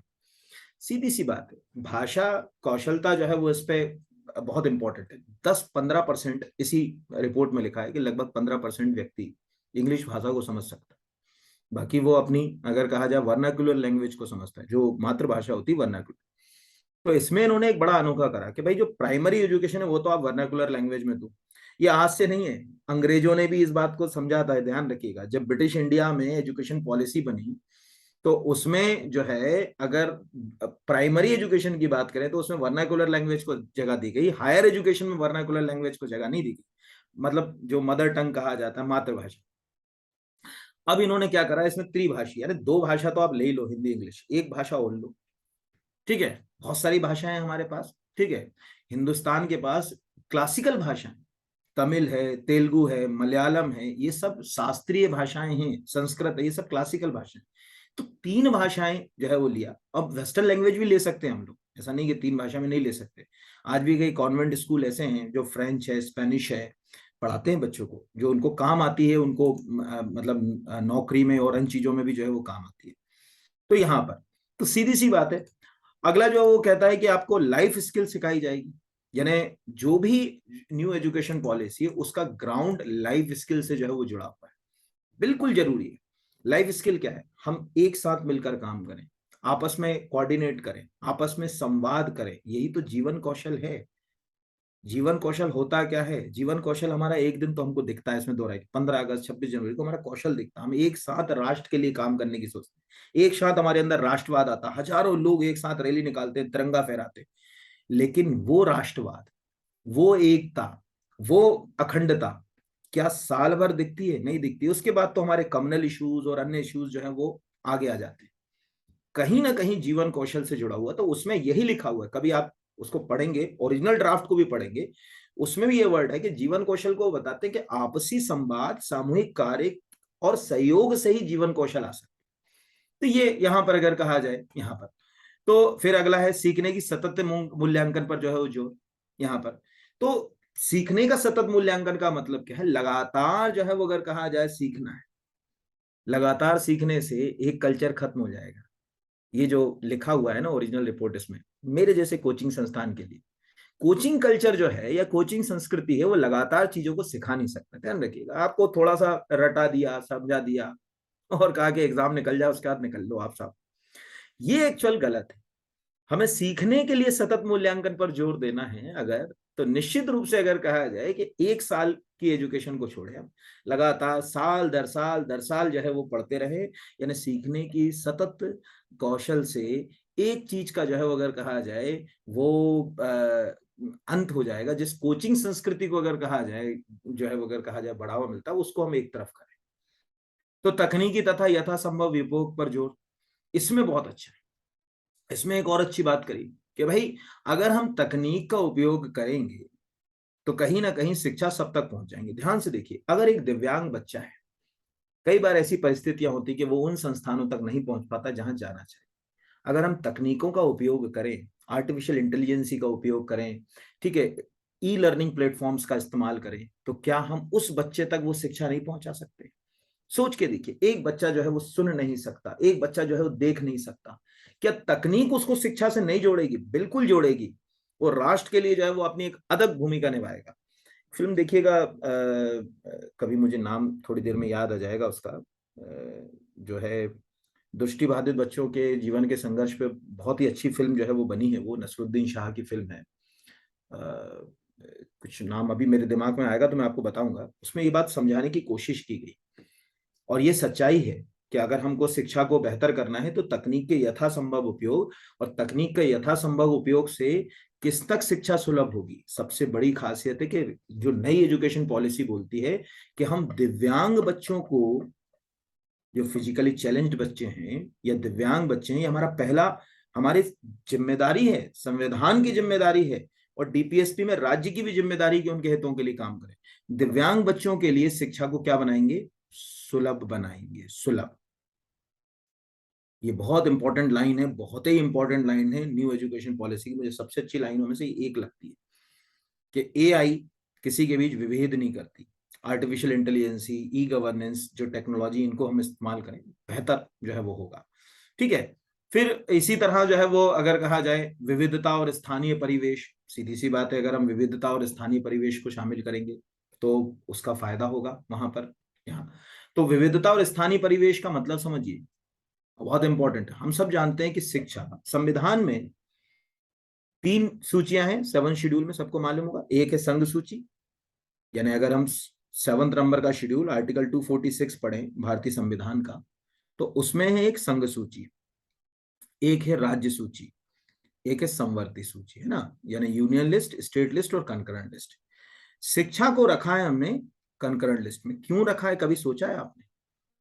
इसके पीछे का तर्क क्या है? उसके पीछे का तर्क इस न्यू एजुकेशन पॉलिसी में, अगर शिक्षा अगर समवर्ती में है तो वो स्थानीय परिवेश के लिए, हर परिवेश के हिसाब से शिक्षा के अंदर कुछ बदलाव हो सकता है, हर परिवेश के अनुसार। इसीलिए उसी परिवेश के अनुसार शिक्षा नीति वहां होना चाहिए, पाठ्यक्रम वहां होना चाहिए, या पाठ्यक्रमों का वहां संचालन किया जाना चाहिए। तो ये है विविधता और स्थानीय परिवेश के लिए जो है वो सम्मान है। तो आप ये वहां लिख भी सकते हैं कि कैसे सम्मान है, कि भाई समवर्ती सूची में जो है वो शिक्षा को रखा गया और इस बात का ध्यान जो है वो पहले भी रखा गया। तो यहाँ पर भी अगला है शिक्षा ऐसी होना चाहिए जो देश में अखंडता, पारदर्शिता, संसाधन कुशलता, स्वायत्तता, स्वशासन, सशक्तिकरण लेकर आए। इंटीग्रिटी भी हो, ट्रांसपेरेंसी भी हो, रिसोर्स एफिशिएंसी का अच्छा हम इस्तेमाल करें यहाँ पर, अगर गुड गवर्नेंस हो, और एम्पावरमेंट यानी सशक्तिकरण लाए। एक बच्चा ये कहे कि हाँ मैं 12वीं पास हो गया या कॉलेज कर लिया तो अब मैं अपने जीवन में कुछ कर सकता हूँ, ये एम्पावरमेंट है, सशक्तिकरण। ये हमारी शिक्षा नीति का उद्देश्य है। उत्कृष्ट स्तर का शोध, इसमें शोध पर, इसीलिए इसमें जो है वो कई सारे जो है वो टेक्निकल इंस्टीट्यूशंस की भी जो है वो बात की गई, उस पर जो है वो इस पे विशेष जो है वो आउटस्टैंडिंग रिसर्च पर फोकस किया गया। ये भी याद रखिएगा, एमसीक्यू में आ सकता है। किस तरह के शोध पर नई शिक्षा नीति में मुख्य जो है वो फोकस किया गया? उत्कृष्ट शोध के ऊपर, सामान्य शोध के ऊपर, वैज्ञानिक शोध के ऊपर, सामाजिक शोध के ऊपर, आउटस्टैंडिंग अपनी फील्ड का सबसे एक्स्ट्राऑर्डिनरी जो होता है ना, आउटस्टैंडिंग यहां पर अगर कहा जाए उस पे। और शिक्षा ऐसी होना चाहिए भैया, आखिरी बात, जो भारतीय जड़ और गौरव को बांधे, बिल्कुल जरूरी। प्राचीन हमारी शिक्षा पद्धति इसका जीता जागता हुआ है, उसने सदैव जो है वो हमें बांध के रखा। आज भी हम वसुदेव कुटुंबकम की बात करते हैं, संपूर्ण जो है वो अगर कहा जाए विश्व को अपना मानते हैं। सर्वे भवंतु सुखीना की बात करते हैं, सर्वे संतु निरामय की बात करते हैं। हम अपने आप को सुखी नहीं कह रहे, सर्वे भवंतु सुखी में सब सुखी हो, सब जो है वो बीमारियों से बाहर निकल जाए, सब निरामय। ये केवल हमारी प्राचीन शिक्षा पद्धति की देन है, इस राष्ट्र की प्राचीन शिक्षा पद्धति की देन। तो हमारी उन जड़ों को, उस गौरव को अगर हम छोड़ देंगे, उस प्राइड को छोड़ देंगे, तो यार कुछ बचा ही नहीं शिक्षा, वो तो कमर्शलाइजेशन हो गया साहब। तो उसको जरूर हमको इस्तेमाल करना है। ये बहुत बहुत ही इंपॉर्टेंट पॉइंट है इस शिक्षा नीति का। इसीलिए जब आप नई शिक्षा नीति को पढ़ें, देखिए यहां तो मैं पूरा तो 108 पेज की फाइल है वो, उसमें से मैंने कंप्राइज करके आपके लिए ये चीज निकाली। तो उसमें जो लिखा गया है उसमें बहुत अच्छे से कई जो है वो अगर कहा जाए प्राचीन जो है वो वैज्ञानिकों, ऋषि मुनियों की जो है वो बात दी गई, उनके बारे में जो है लिखा गया है कि यार वो कैसे जो है वो इस राष्ट्र की एकता और अखंडता के लिए जो है वो काम कर रहे हैं। उसमें कौटिल्य का नाम भी आता है, उसमें नागार्जुन का नाम भी आता है, उसमें चरक का, सुश्रुत का, इन सब के नाम हमको मिलते हैं देखने को प्राचीन उसमें। और शिक्षा एक सार्वजनिक सेवा, शिक्षा को सेवा के रूप में रखना पड़ेगा, व्यवसाय के रूप में नहीं रखना पड़ेगा। शिक्षा से व्यवसाय मिलेगा, पर शिक्षा व्यवसाय नहीं होना चाहिए। शिक्षा व्यवसाय तक जाने का रास्ता बन जाए, बहुत अच्छी बात है कि जो आपको यहाँ पढ़ाया जा रहा है उससे आपका जीवन आर्थिक रूप से आप सक्षम बने। जो भी इस वीडियो को देख रहे हैं वो अपने अपने जो भी उद्देश्य हैं जीवन के, जहां जिन पदों के लिए तैयारी कर रहे हैं वहां पहुंचे, ये अच्छा है। बट जो पढ़ाया जा रहा है उसके अंदर कमर्शलाइजेशन नहीं होना चाहिए, व्यवसायीकरण नहीं होना चाहिए, जो शिक्षा का हो चुका है। ये बड़ा दुखद पहलू है भारतीय शिक्षा पद्धति के अंदर, ठीक है। बहुत ज्यादा उसको व्यवसायीकरण शिक्षा का जो है वो कर दिया गया। तो ये, और एक मजबूत जीवन सार्वजनिक प्रणाली लेकर आना है। तो मैंने आपको इतने पॉइंट्स बता दिए, इन सब को आधार बनाकर हमने अपनी नई शिक्षा पद्धति लेकर आए। बहुत ही बढ़िया, मतलब कहा जाए कि शिक्षा पद्धति बनाई, और मुझे तो बहुत अच्छा लगा इसको देखकर। अब इस शिक्षा पद्धति को कैसे जो है वो हम तक जो है वो लेकर आया गया, यानी इसकी जो प्रक्रिया रही वो कैसे रही, वहां से शुरू करते हैं। तो देखिए, जो शिक्षा पद्धति है हमारी, तो जो नई शिक्षा पद्धति है वो बहुत ही व्यवस्थित तरीके से बनाई गई। इसको क्या करा गया, 4 भागों में डिवाइड किया गया है ना। यानी नई शिक्षा नीति जो है, यहां पर मैं लिख दे रहा हूं, कितने भागों में विभाजित है। ये प्रश्न हो गया एमसीक्यू का 4। इसको बोलते हैं पार्ट 1, 2, 3 और 4। मैं चारों बता दे रहा हूँ। पार्ट 1 में उन्होंने अलग अलग रखा, खिचड़ी नहीं बनाई चीजों के अंदर। पार्ट 1 में उन्होंने कहा भाई स्कूल शिक्षा को अलग से जगह दो, यहां पर अगर कहा जाए, ठीक है। ये स्कूल शिक्षा के बारे में जो है वो बात की गई, स्कूल शिक्षा, केवल और केवल स्कूल शिक्षा के ऊपर जो है वो पार्ट 1 के अंदर, यानी स्कूल एजुकेशन को ही उन्होंने जो है वो फोकस किया। फिर पार्ट 2 के अंदर उन्होंने हायर एजुकेशन को फोकस किया। इस मैंने भी अपनी जो फाइल आपको तैयार की है उसमें चारों सेक्शन अलग अलग रखे, मैं चारों को अलग अलग ही पढ़ाऊंगा। उच्चतर शिक्षा, हायर एजुकेशन पर उन्होंने फोकस किया कि भाई हायर एजुकेशन के लिए आप अलग से जो है वो बात करो। फिर जो पार्ट 3 बनाया, उन्होंने कहा कि और क्या क्या चीजें हो सकती है। तो पार्ट 3 को बोलते हैं केंद्रीय विचारणीय मुद्दे। केंद्रीय विचारणीय मुद्दे, इसका मतलब क्या हुआ? इसका मतलब हुआ कि यार और क्या क्या, व्यावसायिक शिक्षा पे भी काम करना पड़ेगा, प्रौढ़ शिक्षा पे भी काम करना पड़ेगा, भारतीय भाषा कला संस्कृति के ऊपर भी काम करना पड़ेगा, डिजिटल शिक्षा पर भी काम करना पड़ेगा। ये सब कहाँ है? पार्ट 3 में, ठीक है। ध्यान समझना जो मैं बता रहा हूं उसको। ये जो मेरा वीडियो है ये आप रोक रोक कर नोट जरूर बना लीजिएगा, अगर आपने कहीं पहले से पढ़ रखा है तो भी आप अपडेट कर लीजिएगा। कि जैसे तीसरा वाला जो पार्ट है वो किसकी बात कर रहा है, वो व्यावसायिक शिक्षा, प्रौढ़ शिक्षा, जीवन पर्यंत सीखने की पद्धति, भारतीय भाषा, टेक्नोलॉजी, डिजिटल शिक्षा, इनकी बात जो है वो कर रहा है पार्ट 3। और आखिरी जो है वो है क्रियान्वयन की रणनीति, यानी वित्त पोषण कैसे हो, जो शिक्षा के लिए इंस्टीट्यूशन चल रहे हैं, जैसे केंद्रीय शिक्षा सलाहकार बोर्ड चल रहा है, ये कैसे और बेहतर काम करें, इनको कैसे और ज्यादा अच्छा आगे लाए थे। तो आखिरी जो पार्ट 4 है ना, वित्त पोषण, उसी का सबसे अच्छा एग्जाम्पल है जो मैं बिल्कुल लास्ट में भी आपको बताऊंगा। चाहे तो मैं 1 मिनट रुक के यहीं दिखा भी देता हूँ, कि लास्ट में तो बताऊंगा ही, लेकिन पार्ट 4 में जैसे वित्त की बात करी तो ये देखिए सबसे आखिरी मैंने यहां डाला है, ये यहां पर, कि लगातार आप देखिए वित्त पोषण के लिए 2020 21 22 यहां पर ये देखिए बजट में लगातार शिक्षा का अंश क्या हो रहा है, बढ़ रहा है ना। 84,000 करोड़ की फंडिंग थी पहले, फिर 93,224 हो गई, फिर 88,000 हो गई, फिर उसके बाद जो है वो 104, ठीक है, यानी 1,04,278 ये बजट अनुमान है 2022-23 का। इससे सिद्धे के हम प्रयास तो बहुत अच्छा कर रहे हैं यहाँ पर, तो वो एक इंपॉर्टेंट जो है वो रोल प्ले करेगा। चलिए, तो अब अपन आते हैं पार्ट 1 के ऊपर। पार्ट 1 में उन्होंने क्या लिखा, तो अब देखिए, अब जिन बच्चों ने आर्टिकल अगर यहां से देख रहे हैं तो उनको कंसेप्ट उनका क्लियर नहीं होगा। जिन्होंने शुरू से देखा सस्टेनेबल डेवलपमेंट गोल के साथ मेरे आर्टिकल को, उनके लिए ये कंसेप्ट बिल्कुल क्लियर है। हमने देखा कि जो पहले 1986 और उसके बाद जो रिवाइज 1992 के जो एजुकेशन पॉलिसी थी, उस पॉलिसी में हमने बहुत ज्यादा बदलाव किया। वो 10+2+3 का जो है वो मॉडल था। अब नई शिक्षा नीति में हमने ये कहा कि नहीं भाई, हमको जो है वो प्री प्राइमरी से भी जो है वो बात करना पड़ेगी। यानी अभी तक जो है वो अगर कहा जाए कि पहले जो है वो 10+2+3 वाला जो मॉडल था, यानी पहले आपको दिख रहा हो 6 से 16 और 16 से 18 वाला जो है अगर कहा जाए स्ट्रक्चर था, उस स्ट्रक्चर को अब हमने नए 4 हिस्सों में डिवाइड कर लिया। पहला ये 3+2 ये वाला अगर कहा जाए, यहां पर आपको दिख रहा होगा, ध्यान से देखिए, थोड़ा सा और ऊपर कर, ये देखिए इसमें आपको क्या दिख रहा है कि आपको 3 साल यानी उम्र 3 से, यहां लिख दे रहा हूं ना, 3 से 6 साल तक आपको प्री प्राइमरी एजुकेशन जो है वो आपकी, या प्री एजुकेशन, क्योंकि मैंने क्या बोला था, 6 साल तक बच्चे का 85% दिमागी विकास हो चुका होता है, उसका ब्रेन डेवलप हो चुका है, इसलिए उसको लाना पड़ेगा। और 2 साल तक जो है वो अगर 6 से 8 तक, यानी 1 और 2, यहाँ पर ये 2 साल। तो हमको समझ रहा है कि 3 साल से 8 साल की उम्र, यहां पर फिर से लिख ले, यहाँ वैसे दिख भी रहा होगा, 3 साल की एज से 8 साल की उम्र तक, यानी 3+2, यानी पहला फेज जो है वो 5 हो गया, ये 5।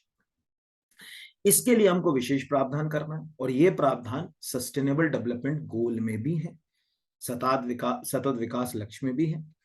इसके लिए अब हम काम कर रहे हैं। इससे ये तो आपको एक बात याद रखिएगा, अभी बता दे रहा हूं अगले उसके लिए, अगली जो जनगणना होगी ना, ध्यान रखना, अगली जनगणना होगी ना, उसमें आप ये मान के चलिएगा कि जो लिटरेसी है ना, उसकी परिभाषा भी शायद सरकार बदल दे।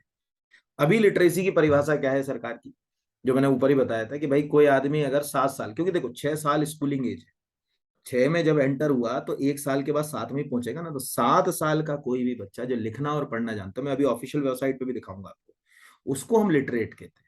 उससे हमारा लिटरेसी रेट भी कम दिखता है हमको कई बार। तो इन्होंने ये 5, फिर उसके बाद यहां पर अगर कहा जाए 8 से 11, यानी क्लास 3 to 5 के लिए, ये इसमें अगर कहा जाए कि इन्होंने 3 क्लास का एक फेज बनाया, तो ये 3 आ गया। फिर इसके बाद जो है वो अगर कहा जाए, इन्होंने 9 से 12 क्लास के लिए जो है वो एक और जो है वो फेज बनाया है, यहाँ पर अगर कहा जाए ये 3 साल का, ये एक और फेज हो गया ये वाला यहाँ पर। और फिर ये जो है वो अगर कहा जाए 9 से 12 वाला, यहाँ पर ये 4। तो इस तरह से आप देखो कि हमारी नई शिक्षा नीति कैसे बनी। इसमें 5+3+3+4 ये मॉडल है। इस मॉडल को आप इस फेज से याद रखिएगा कि शुरुआती 3 साल में बच्चे को दी जाएगी आंगनवाड़ी, प्री स्कूल, ठीक है, बाल वाटिका, जो नाम आप देखो, ठीक है, ये यहां पर अगर कहा जाए ये पहला हो। उसके बाद 3 से 5वीं क्लास के लिए जो 3 साल है वो 8 से 11, फिर उसके बाद वाला 11 से 14, फिर उसके बाद वाला 14 से 18। और ये सब जो है वो सतत विकास लक्ष्य के उद्देश्यों को आधार बनाकर ही जो रखे गए। और उद्देश्य क्यों रखे गए कि जो मैंने आपको बताया था इसके पीछे, कि ये पहले देखो, पहले यहां से तो था, ये मॉडल था, अभी नया क्या जुड़ा है इसमें, ये 3 साल, ये न्यू है, यहां लिख दे रहा हूं मैं न्यू, ठीक है, यानी एज 3 to 6 न्यू आया, यानी प्री स्कूल, है ना, यहां पर क्या लिख दे रहा है, प्री स्कूल नया आया। क्यों नया आया? पॉइंट नंबर 1 के ह्यूमन ब्रेन यानी मनुष्य का मस्तिष्क 85% तक डेवलप हो जाता है 6 वर्ष की अवस्था में, है ना। दूसरा, मोरल ड्यूटी, यहां पर जो नैतिक मूल्य, जब बच्चा छोटा होता है तो उसको जो मोरल ड्यूटीज हैं वो अगर मिलना शुरू हो जाए तो वो समाज को बेहतर तरीके से समझता है। तीसरा, कि सस्टेनेबल डेवलपमेंट गोल या सतत विकास लक्ष्य में 2030 तक प्री स्कूल को भी जो है वो 100% लाने की बात रखी गई, और हमने भी जो है वो इसको एनरोलमेंट में 100%, मैं भी एक और वेबसाइट दिखाऊंगा लास्ट में कि एनरोलमेंट हम कैसे 100% करेंगे। तो ये इस तरह से ये पूरी की पूरी जो है वो शिक्षा जो है वो अगर कहा जाए प्रणाली को रखा गया। ये पहला हो गया, आप समझ ही गए होंगे कि जो है वो इसको किस तरह से बात इसमें आएगी। ये पहला है यहाँ पर। फिर दूसरे के ऊपर आ जाते हैं यहाँ से। देखिए हर चीज तो इसमें समझाना कठिन है, लेकिन फिर भी जो है वो यहाँ, अब इसको हम अचीव कैसे करेंगे, हमारा उद्देश्य यह है इसको अचीव कैसे करेंगे इसको यहाँ पर। तो इसको अचीव करने के लिए ही हमने नई शिक्षा नीति में जीईआर के बारे में बात करी है ना। जीईआर यानी ग्रॉस एनरोलमेंट रेशियो, उसमें हमने उद्देश्य क्या रखा कि 100% तक जीईआर हमको लाना है 2030 तक। अब मैं आपको एक गवर्नमेंट ऑफ इंडिया की फाइल दिखाता हूं, वो ध्यान से देखिएगा, आपके काम की है वो, इससे जुड़ी हुई। बस रोक के दिखा रहा हूं। ये देखिए, ये जुलाई 2021 का पीआईबी है, जिसमें जो है वो लिखा हुआ है केंद्रीय शिक्षा मंत्री ने संयुक्त जिला शिक्षा सूचना प्रणाली प्लस से जुड़ी रिपोर्ट जारी करी। अभी इस बार की रिपोर्ट अभी आई नहीं, ये इंग्लिश में भी है फाइल, आप चाहें तो खुद भी जो है वो इसको डाउनलोड कर सकते हैं पीआईबी के वेबसाइट पर जाकर। यानी दोनों लैंग्वेज में ये है, यहाँ से आप लैंग्वेज जो है वो बदल सकते हैं, आपको अगर इंग्लिश करना है तो इंग्लिश कर लीजिए, हिंदी करना है तो इंग्लिश। इसमें वो ये बोल रहे हैं कि भाई जो ग्रॉस एनरोलमेंट रेशो है वो अभी 100% नहीं, अभी इंक्रीज हो गया। हाँ, ग्रॉस एनरोलमेंट रेशो मतलब कितना बच्चा स्कूल तक पहुंच पाया, उसको जीईआर कहते हैं। तो जीईआर का फुल फॉर्म याद रखिएगा एग्जाम पॉइंट ऑफ व्यू के। तो लिख रहा है कि ग्रॉस एनरोलमेंट रेशो, हिंदी में याद मत रखिएगा, मैं हिंदी में दिखा दे रहा हूं यहां पर आपको, ये देखिए ये लिखा हुआ है यहां पर, लेकिन आप जो है वो कोशिश करिएगा कि इंग्लिश में याद रखिएगा तो ज्यादा अच्छा है। ये सब जो है वो वर्ड जो है वो अगर कहा जाए, ये लिखा हुआ सकल नामांकन अनुपात, है ना। तो क्या कह रहा है, इंग्लिश में जाएं कि gross enrolment ratio increase to 89.7% from 87 to 7% at upper primary level. ठीक है, यहां पर अगर कहा जाए, इसी तरह एलिमेंट्री लेवल, सेकेंडरी लेवल और हायर सेकेंडरी लेवल पर जो है वो ये लगातार क्या हो रहा है, बढ़ रहा है। तो अभी हमको सबसे पहले कहाँ की बात करना है, 100%। तुम कॉलेज में 100% साक्षरता की बात करोगे कि कॉलेज जाए तो हर बच्चा जो है वो हायर एजुकेशन ले ले, संभव नहीं। अभी हम बात करेंगे एलिमेंट्री लेवल पर या प्री प्राइमरी लेवल पर। तो प्री प्राइमरी और इस लेवल पर अभी हम बात कर रहे हैं, इसमें 100% नहीं दिख रहा है हमको। ये 100% हमको लाना है कब तक, 2030 तक। ये ध्यान रखिएगा, कोई पूछेगा कि भाई प्राइमरी जो है या pre school to secondary level को, एक वर्ड याद रखिएगा, pre school to secondary level की एजुकेशन को ग्रॉस एनरोलमेंट रेशियो में 100% तक कब लाएंगे, 2030 तक। उसी के लिए वो जो नया मॉडल है 5+3+3+4, उसमें काम हो रहा है। ठीक है। दूसरा, कि इसके अलावा अगर कहा जाए कि जो बच्चे और टीचर का जो रेशो है, दिख रहा होगा यहां पर अगर कहा जाए, ये रेशो भी जो है वो हमको जो है वो अगर कहा जाए बढ़ाना है। जैसे यहां पर दिख रहा होगा कि जो पीटीआर है, पीटीआर समझिएगा बहुत इंपॉर्टेंट है, यहाँ देखिए ये अब ये जा रहे हैं छात्र शिक्षक अनुपात, इसको क्या बोलते हैं, पीटीआर। यार छात्र शिक्षक, अभी 100 बच्चों के ऊपर एक शिक्षक होगा तो क्या क्वालिटी एजुकेशन दे पाओगे, नहीं। तो इसको बेहतर करना है। तो आपको दिख रहा है कि 2019-20 के आंकड़ों में प्राथमिक शिक्षा के लिए पीटीआर 26.5, ठीक है। यहां पर अगर कहा जाए उच्च प्राथमिक और माध्यमिक के लिए पीटीआर 18.5 और उच्चतर माध्यमिक के लिए पीटीआर 26.1 है। ये कॉपी में नोट कर लीजिएगा, ये पीटीआर है, क्योंकि आप जिस भी एग्जाम की तैयारी कर रहे हो उसमें ये तो आएगा ही, छात्र शिक्षक अनुपात कितना होना चाहिए, यानी एक जो है वो शिक्षक कितने छात्रों को जो है वो पढ़ाए, वो जो है वो पीटीआर रेशियो बता रहा है। तो इस तरह से हमें ये समझ पड़ा कि हाँ भैया पीटीआर रेशियो के ऊपर अब जो है वो काम हो रहा है, इसको और जो है वो हम क्या करना चाह रहे हैं, बेहतर करना चाह रहे हैं। इसी तरह लड़कियों के नामांकन के लिए भी बेहतर काम करना चाह रहे हैं। अब ध्यान से समझ लीजिएगा सभी के लिए, ये पूरी रिपोर्ट तो मैं आपको बता नहीं सकता। तो ये जो आपका ये जो वीडियो है, जहां ये वीडियो खत्म होगा उसी के नीचे इसका लिंक शेयर करूंगा मैं, यही वाला, आप लिंक को क्लिक कीजिएगा और इस रिपोर्ट को पढ़ लीजिएगा। जो हिंदी मीडियम के स्टूडेंट है, समझ लीजिए, वो नीचे से जाकर यहाँ ऑप्शंस हैं, उर्दू, इंग्लिश, हिंदी, मराठी, वहां से अपनी भाषा बदल लीजिएगा और इस रिपोर्ट को एक बार देख लीजिएगा कि क्या क्या, और ये लाइन जरूर लिख लीजिएगा, सकल नामांकन अनुपात किसे कहते हैं, ठीक है, या अगर कहा जाए छात्र छात्र शिक्षक अनुपात किसे कहते हैं, ये वाला। ठीक है, चलिए अगले के ऊपर आ जाते हैं। यानी ये तो आपको समझ पड़ गया होगा कि वो मॉडल लाने से फायदा क्या होगा, कि कैसे हम जो टारगेट को पूरा करेंगे। अब आगे बढ़ते हैं। अब ये तो आपको समझ पड़ गया कि ये मॉडल क्यों लाया और इस मॉडल को कैसे जो है वो इम्प्रूव करेंगे, यानी करंट मॉडल जो है वो उसको कैसे रिप्लेस कर दिया गया, कितना हो गया, और इसमें जो एग्जाम में क्वेश्चन आएंगे वो कैसे आएंगे देख लीजिए, है ना, उसमें क्वेश्चन फेज बाय फेज आएंगे। ठीक है, ये याद रख लीजिएगा, 3 से 6, 6 से 8, 8 से 11, 11 से 14 और 14 से 18, ये एक। ठीक है, यहां पर अगर कहा जाए पूरा, ये 2, ये 3 और ये 4, ये इसको याद रखिएगा। यानी पहला मॉडल अगर एग्जाम पॉइंट ऑफ व्यू से याद रखेंगे तो 3 to 8, दूसरा जो है वो मॉडल आ गया 8 to 11, तीसरा जो आ गया 11 to 14 और चौथा आ गया 14 to 18। ठीक है, इसको और इसी को अपन ने क्या नाम दिया यहां पर, अगर कहा जाए 5, 3 और 8 का डिफरेंस हो गया 5, +3 +3 +4, ये नया मॉडल है। या अपने को समझ पड़ गया कि कैसे हम लोग इसके ऊपर काम करेंगे, क्या जो है अगर कहा जाए ये बुनियाद रहेगी, और इसके लिए क्या क्या चीजें जो है वो सरकार जो है वो कर रही है, कैसे कर रही है। ठीक है, ये याद रखिएगा। और इसमें एक फ्रेमवर्क भी, अभी जो लेटेस्ट फ्रेमवर्क है, यानी जो है अगर कहा जाए national council for teacher education है, उस पर उसने भी बहुत कुछ नया कर लिया है, वो भी बताएंगे आपको भी। अब अगले के ऊपर आते हैं। अगला है कि सरकार नई शिक्षा नीति के तहत दीक्षा, अब दीक्षा का फुल फॉर्म जरूर याद रखिएगा, digital infrastructure for knowledge sharing. यानी मैंने पहले ही बताया था कि जो नई शिक्षा नीति है उसमें इनोवेशन को बहुत सारी जगह दी गई, नवाचार को बहुत जगह जगह दी गई है, जिससे कि कोई भी शिक्षा से वंचित ना रहे।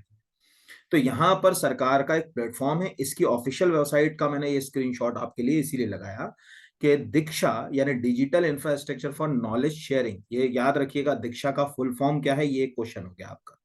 तो दीक्षा में वो ये कह रहे हैं कि भाई हम 15 लैंग्वेजेस में 1 क्लास से 12वीं क्लास तक की ई बुक्स जो है वो उपलब्ध करा रहे हैं। तो यहाँ पर लिखा होगा store house the large number of e books available are the e-text books of NCERTs and content available for the 15 languages related to the grade 1 to 12। ये हो गया एक, ये क्या हो रहा है ना, नई शिक्षा नीति पढ़ ली, उससे प्रश्न थोड़ी बनना, नई शिक्षा नीति के तहत क्या क्या काम कर रहे हैं। तो यह पहला प्रश्न हो गया कि दीक्षा में कितनी लैंग्वेज है, ये 15, किस क्लास से किस क्लास तक के लिए 12वीं, एनसीईआरटी की बुक डाउनलोड कर सकते हैं, यूएस यस कर सकते हैं, क्यूआर कोड से कर सकते हैं, यस कर सकते हैं। यहां पर अगर कहा जाए ये स्टोर है ये पूरा, तो ये जो लाइन है इसको स्क्रीन को रोक कर मैं उम्मीद करता हूं कि कॉपी में नोट करें, या दीक्षा टाइप करके ऑफिशियल वेबसाइट पर जाएं जहां से ये मैंने लिया है, वहां से इसको पूरा पढ़ लें। ठीक है, इससे फायदा क्या होगा कि जो ड्रॉप आउट बच्चे हैं उस ड्रॉप आउट रेशो को भी हम कम कर पाएंगे, कम से कम उसको ऑनलाइन, अभी बच्चा स्कूल नहीं जा पा रहा, मान के चलो गांव है, अभी देखा होगा कई ऐसे रिमोट हमारे विलेज हैं जहां 6वीं 8वीं के बाद बच्चे स्कूल नहीं जा पाते।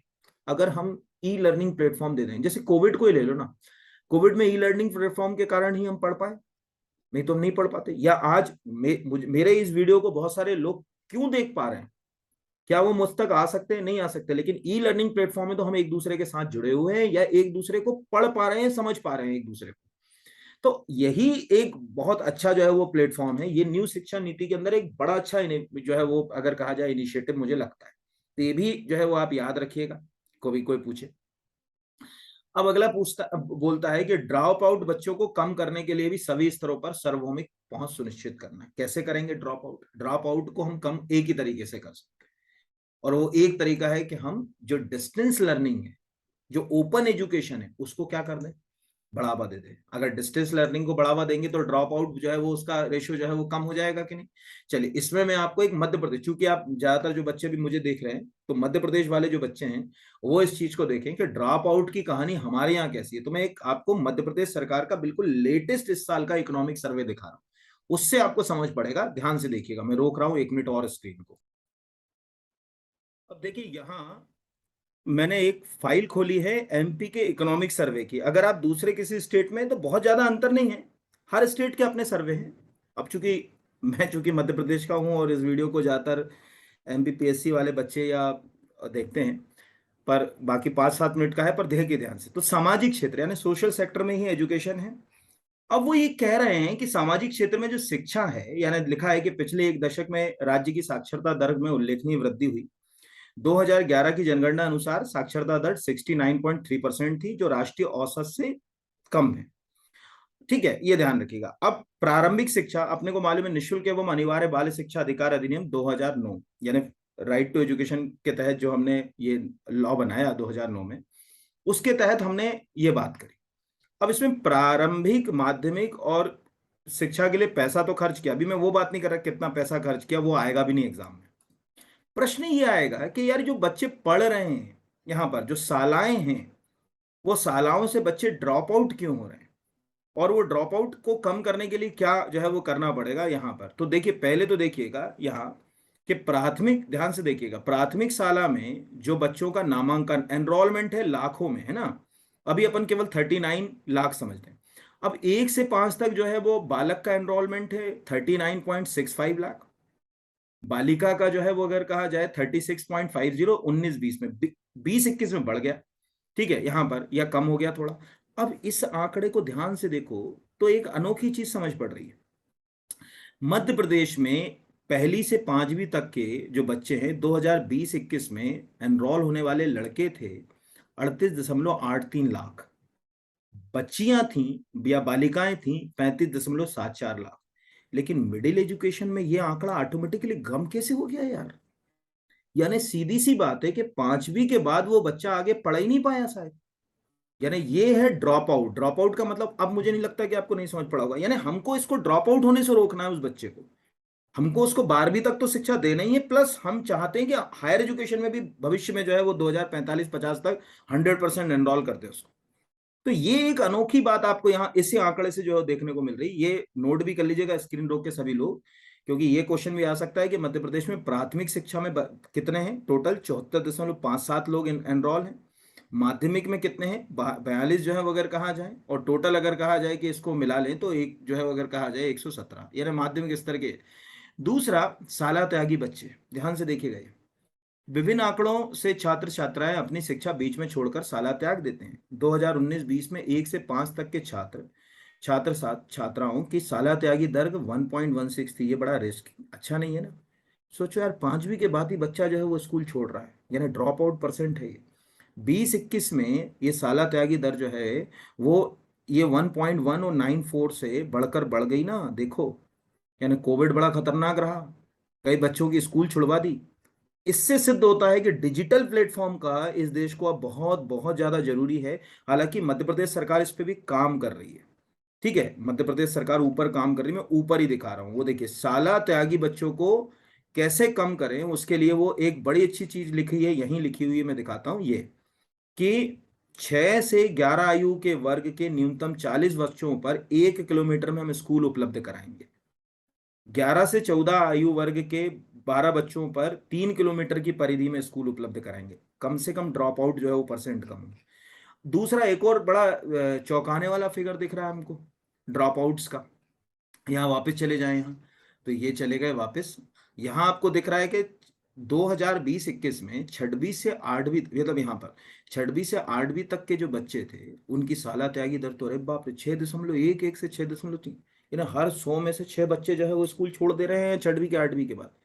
इसको कैसे ना कैसे करके कम करना है, जीरो तक लाना है। और सरकार का न्यू एजुकेशन पॉलिसी में यही है, और ये मेरा व्यक्तिगत अनुभव है।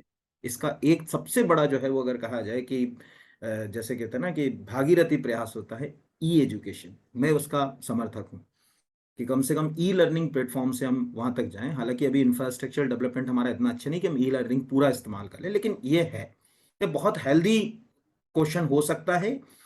पीएससी के प्री के लिए, पीएससी मेंस के लिए, असिस्टेंट रजिस्ट्रार के लिए, और ऑल अदर एमपी के एग्जाम्स के लिए आएगा ही आएगा क्वेश्चन। सबसे लेटेस्ट आंकड़े दिखा रहा हूं आपको अभी मार्च 2022 के, यहाँ पर अगर कहा जाए। ठीक है, बाकी मैं अलग से कभी इसको पूरा एक आर्टिकल बना दूंगा कि सरकार क्या क्या काम कर रही है कोविड में। तो सरकार रेडियो स्कूल चला रही है, ये सब मैं आपको अलग से जो है वो करा दूंगा। लेकिन अभी जो जितना भी है मैंने इसमें आपको बता दिया कि क्या इसमें हो सकता है। ठीक है, वापिस आ जाता हूँ अपने मेन जो है वो आर्टिकल के ऊपर। तो अभी आपको जैसे समझ पड़ा कि ड्रॉप आउट बच्चों की संख्या को कम करने के लिए जो है वो हम ओपन लर्निंग प्लेटफॉर्म्स को बेहतर करें, ई प्लेटफॉर्म्स को बेहतर करें, फाउंडेशन स्टेज पर 5 लचीली जगह बहु जो है वगैरह स्तरीय खेल गतिविधि आधारित अध्ययन प्रणाली को अपनाएं। ये बहुत जरूरी है। जो है जब बच्चा छोटा होता है तो सीधी सी बात है, जैसे फाउंडेशन लेवल यानी 5 वर्षीय जो है वो, जैसे बाल वाटिका, मैंने कहा कि जो कक्षा 1 से पहले के बच्चे होते हैं वो बाल वाटिका में जाते हैं या आंगनवाड़ियों में जाते हैं। तो उसके बाद हम कम से कम जो है वो शिक्षा प्रणाली को ऐसे करें कि वो बेहतर तरीके से खेल के साथ यानी अपने शिक्षा के बुनियादी जो है वो पैरामीटर्स को अचीव कर पाए। ये भी इंपॉर्टेंट है। ठीक है। अगला जो है वो आपको दिख रहा है कि विद्यार्थियों का समग्र जो है वो विकास। समग्र जो है वो मैं बार बार एक ही चीज बोल चुका हूँ कि समग्र का मतलब ही है कि उसका संपूर्ण विकास करना है, केवल शिक्षा का विकास नहीं करना। हॉलिस्टिक अप्रोच पर काम करना है कि बच्चा पूरा के पूरा जो है वो उसका विकास जो है वो हो सके, उसके ऊपर समग्र विकास के ऊपर। तो ये जो विद्यार्थियों का समग्र विकास है, 21वीं शताब्दी में विद्यार्थी का समग्र विकास कैसे होगा, कोई पूछे?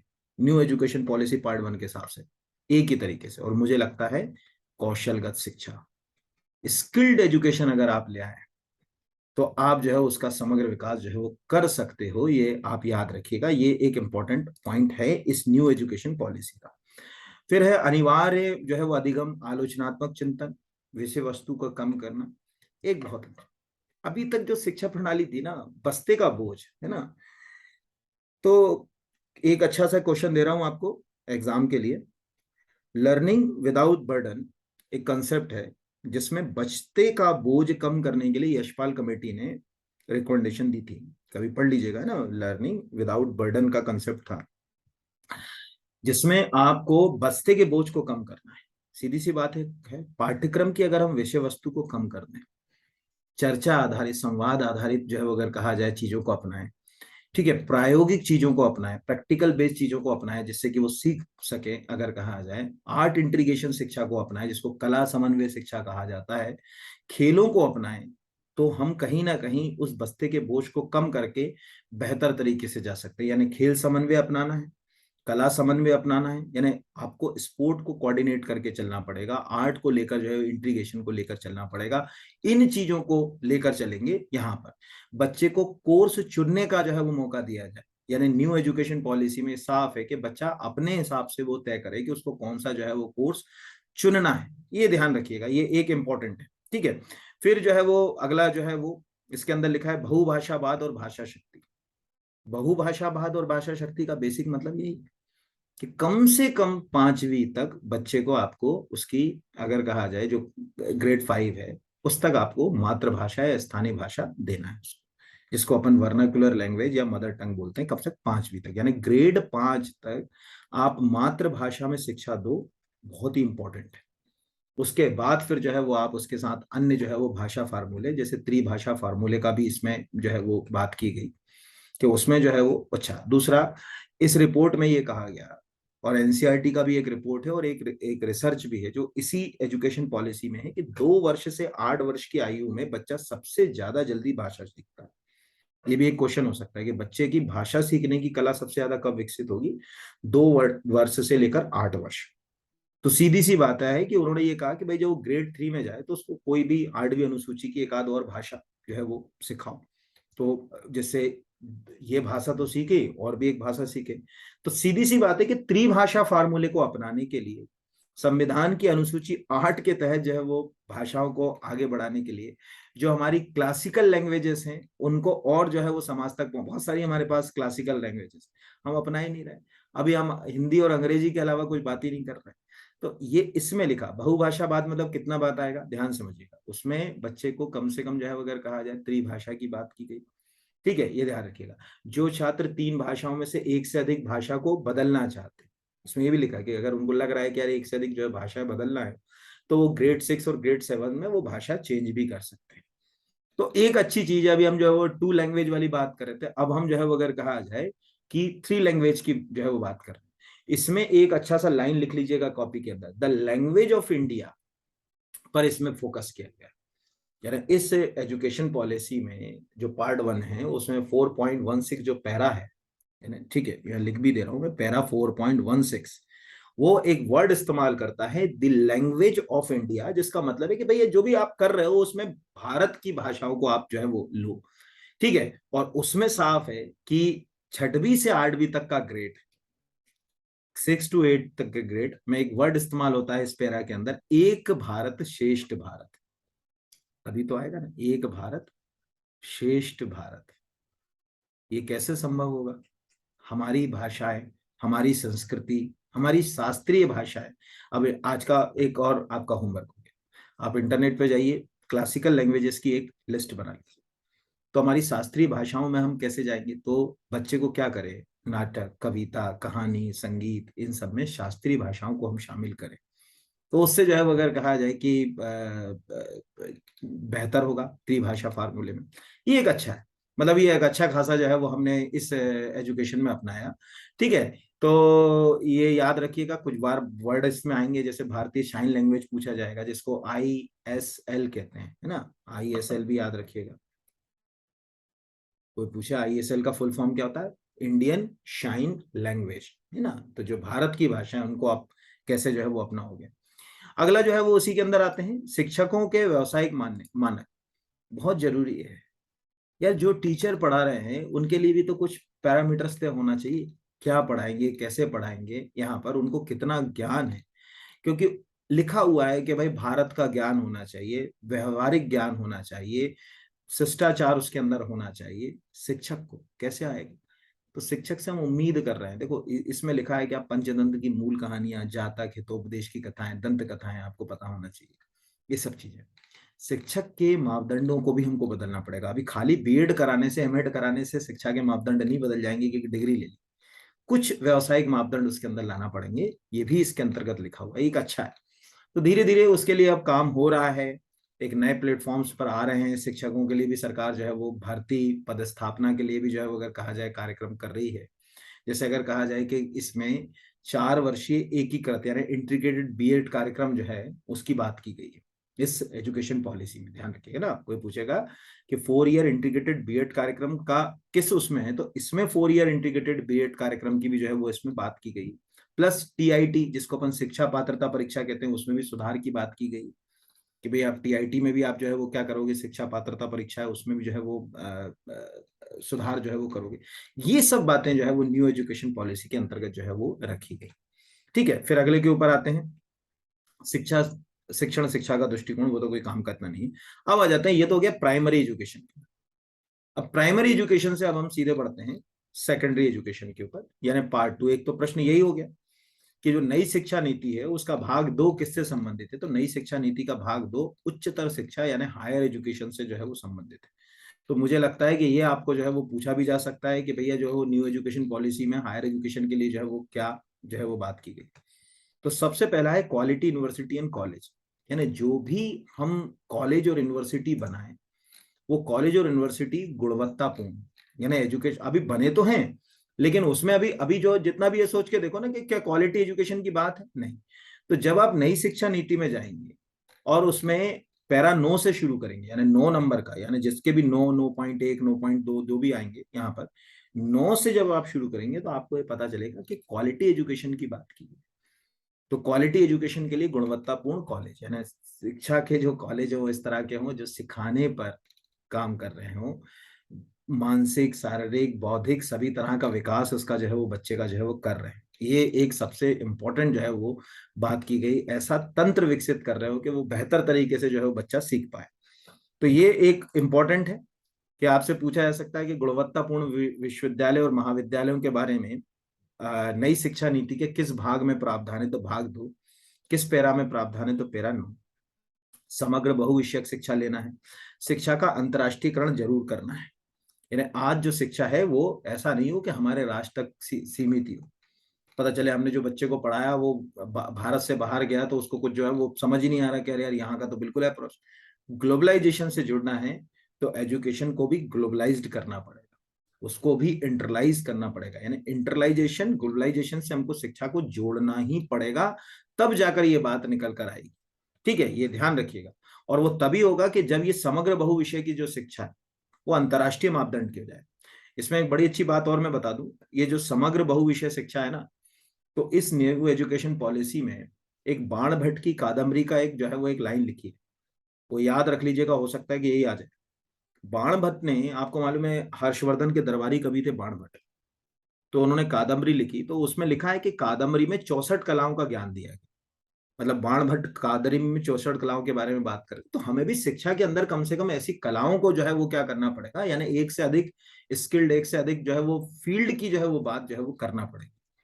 तो सेम है यहाँ पर कि शिक्षा का जो है वो अगर कहा जाए अंतर्राष्ट्रीयकरण होगा, बच्चों को सीखेंगे, उससे आर्थिक रूप से वो सक्षम बनेगा, हमारी शिक्षाएं दुनिया तक जो है वो अगर कहा जाए पहुंच पाएंगी, इससे अच्छा कुछ नहीं हो सकता। तो ये याद रखिएगा। अच्छा, इसमें याद रखिएगा ये भी एक काम का है, शिक्षा का अंतर्राष्ट्रीयकरण यानी 12.7, 12.7 में जो है वो शिक्षा के अंतर्राष्ट्रीयकरण की बात है पैरा में, इसके अंदर बहुत इंपॉर्टेंट है ये जो है वो पार्ट 2 के अंदर यहाँ। फिर इसके अंदर जाते हैं छात्र गतिविधि भागीदारी पे जो है वो मतलब अगर कहा जाए हमको काम करना पड़ेगा। गुणवत्ता तभी होगी जब स्टूडेंट क्लब्स बने, उनमें खेल सांस्कृतिक गतिविधियां बढ़े, एनवायरनमेंट से संबंधित उनमें समझ बढ़े, तो ये छात्र गतिविधि भाग्य। छात्रों के लिए वित्तीय सहायता बहुत बहुत इंपॉर्टेंट है न्यू एजुकेशन पॉलिसी में। बहुत जो मेधावी छात्र होते हैं उनके लिए भी हमको स्कॉलरशिप लेना है।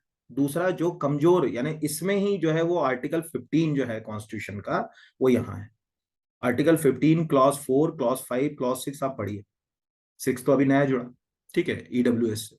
तो इसमें भी ये लिखा हुआ है वित्तीय सहायता कि जो अनुसूचित जाति, अनुसूचित जनजाति, अन्य पिछड़ा वर्ग और आर्थिक रूप से कमजोर वर्ग के छात्रों की योग्यताओं को प्रोत्साहित करने के लिए हम क्या करेंगे, इनको स्कॉलरशिप देंगे, फ्रीशिप देंगे। इसके लिए जो है वो नेशनल लेवल के अगर कहा जाए छात्रवृत्ति पोर्टल जो है वो के ऊपर काम करेंगे। मोस्ट मोस्ट आईएमपी, मोस्ट है ना, वित्तीय जो है वो अगर कहा जाए, वित्तीय में ता पे इधर से मात्रा लगती है यहाँ।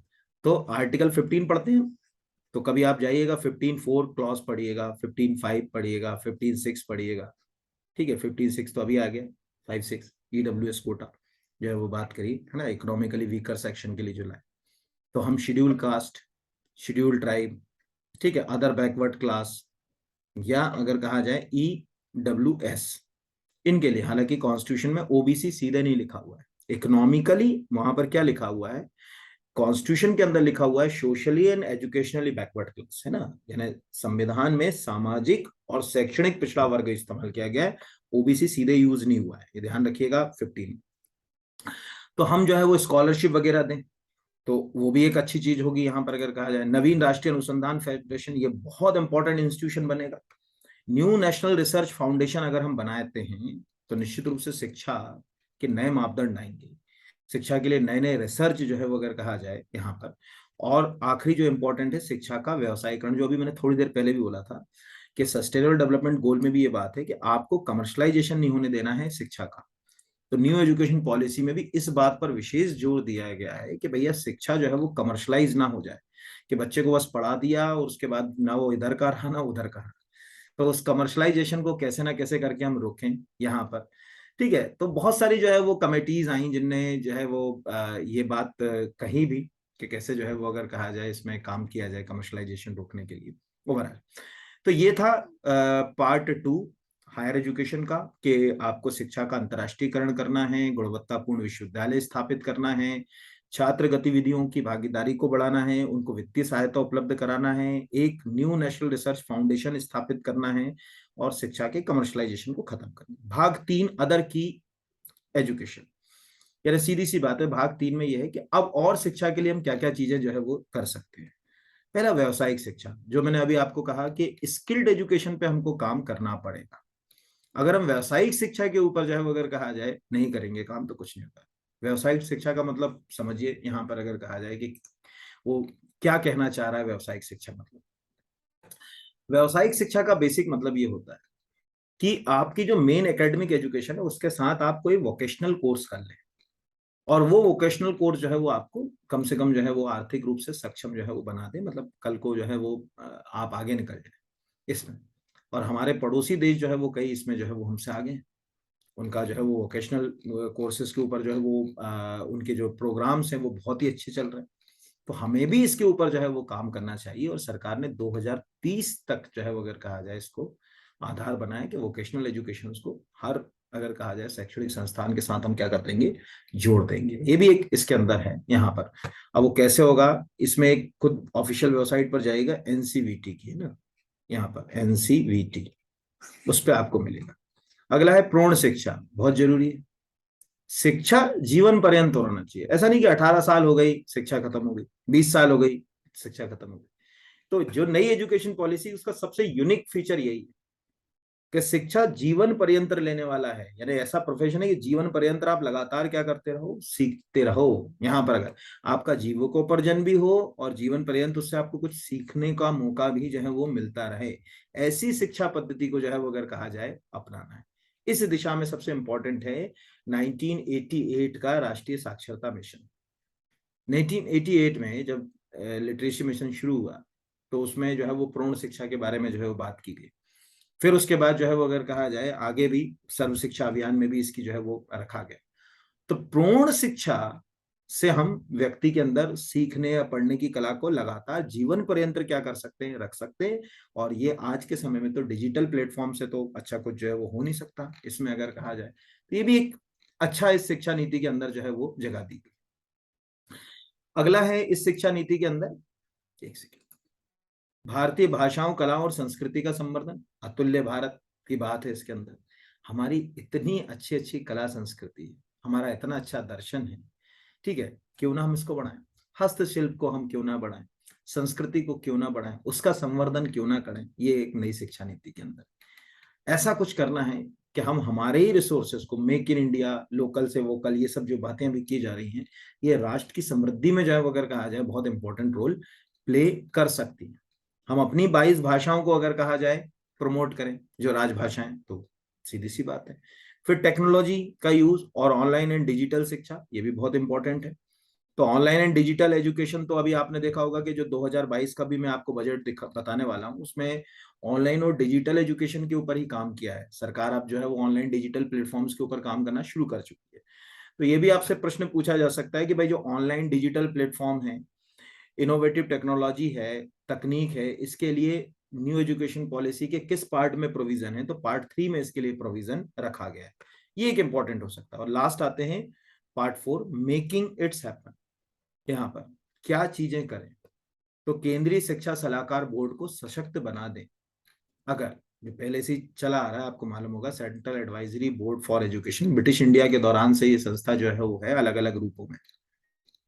इसको अगर हम और ज्यादा जो है वो सतर्क सशक्त बनाएं, तो शिक्षा के लिए हम बेहतर तरीके से जो है वो काम कर सकते हैं डिजिटल प्लेटफॉर्म के साथ यहाँ पर। अब अगला जो है वो जीडीपी में शिक्षा बजट को बढ़ाना, ये सबसे इंपॉर्टेंट है।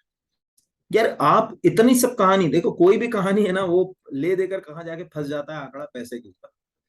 तो उसमें साफ लिखा हुआ है कि अब हमें शिक्षा बजट को बढ़ाना है। तो ये एक पॉइंट याद रखिएगा, शिक्षा बजट को, इसलिए इस पॉइंट को मैंने लिया। हम चाह रहे हैं कि हमारा शिक्षा बजट जो है वो कम से कम जीडीपी का कितना जाए, 6%, कम से कम जो है वो अगर कहा जाए जीडीपी का 6% जाए। और ये मैं आज से नहीं कह रहा, देखो यहाँ पर 1968 की जो एजुकेशन पॉलिसी थी, 1986 की जो एजुकेशन पॉलिसी, 1992 में जो रिव्यू हुआ था एजुकेशन पॉलिसी, इन सब एजुकेशन पॉलिसी में ये कहा गया कि भैया आपको अपनी जीडीपी में शिक्षा को कम से कम जो है वो जीडीपी के बजट का 6% तक लाना पड़ेगा। अब सरकार धीरे धीरे काम कर रही है, तो धीरे धीरे कैसे काम कर रही है ये देखिए। इसी साल का अगर हम यहाँ बजट देखें, तो ये बजट बता रहा है कि यहाँ 2020-21 का जो संशोधित अनुमान था, या चलिए इस वास्तविक से ले ले, 2020-21 में जो एक्चुअल हमारे पास जो बजट के आंकड़ा है, उसमें हमने 84,219 करोड़ रुपए खर्च किया शिक्षा के ऊपर। वही 2022-23 के एस्टिमेट में 1,04,278 करोड़। तो इससे ये साफ है कि कहीं ना कहीं अब हम जो है वो इसके ऊपर जो है वो काम कर रहे हैं, बजट के ऊपर, यानी बजट में ज्यादा से ज्यादा जो है वो शिक्षा को महत्व दे रहे हैं। तो एक तो यही प्रश्न आपको पूछा जा सकता है कि पहली बार किस वर्ष बजट के अंदर 1,00,000 करोड़ से अधिक की फंडिंग जो है वो शिक्षा के लिए की गई। तो आप कहोगे ये 2022-23 का बजट पहला ऐसा बजट है जिसमें 1,00,000 करोड़ से ऊपर ज्यादा जो है वो अगर कहा जाए पैसा खर्च हुआ बजट में। ये हमारी शिक्षा नीति के बारे में जो है वो इतनी बातें आपको पता होना चाहिए। मुझे लगता है कि इन्हीं में से कोई क्वेश्चन आपको बनेगा। अब इसका ये तो मैंने एक आउटलाइन में पूरा आपको जो है वो न्यू एजुकेशन पॉलिसी समझा दी कि उसके 4 पार्ट्स में क्या क्या बात है। देखो कैसे बजट की बात कहाँ हो गई, पार्ट 4 में। डिजिटल एजुकेशन की बात कहाँ हो गई, पार्ट 3 में। ठीक है, हायर एजुकेशन की बात कहाँ हो गई, पार्ट 2 में। प्राइमरी और स्कूल एजुकेशन की बात कहाँ हो गई, पार्ट 1 में। इन चारों पार्ट में ये जो है वो बात है। इस साल जैसे आपको छोटे छोटे क्वेश्चन और आ सकते हैं, जैसे मैं एक और आपको रोक कर जो है वो दिखा देता हूँ, 1 मिनट रुकिए। देखिए ये मैंने ऑफिशियल डॉक्यूमेंट लिया है, यूनियन बजट 2022-23 का, जो इस साल का बजट है। तो आप देखिए वो न्यू एजुकेशन पॉलिसी का प्रभाव यहाँ दिख रहा है, पार्ट 3 का एजुकेशन। ठीक है, यूनिवर्सलाइजेशन ऑफ क्वालिटी एजुकेशन, उन्होंने साफ कहा कि जो हमारा ये शुरू कहाँ शुरू किया था आर्टिकल, क्वालिटी एजुकेशन से सस्टेनेबल डेवलपमेंट गोल 4, यहाँ आ गया वापस। 1 class on 1 TV channel programme, ठीक है, अगर कहा जाए to be expanded 200 TV channels, ये ध्यान से। वर्चुअल लैब, डिजिटल यूनिवर्सिटी, ठीक है, यहां पर अगर कहा जाए ई कंटेंट, ये स्किल डेवलपमेंट। आप सोचिए ना, यहां पर अगर कहा जाए ये जो यहां पर ये ई पोर्टल जो है वो आ गया, यहां पर अगर कहा जाए, खुद देखिए आप, डिजिटल इकोसिस्टम, ठीक है, high quality E content, digital teacher through the digital teachers, digital university, 200 TV channels.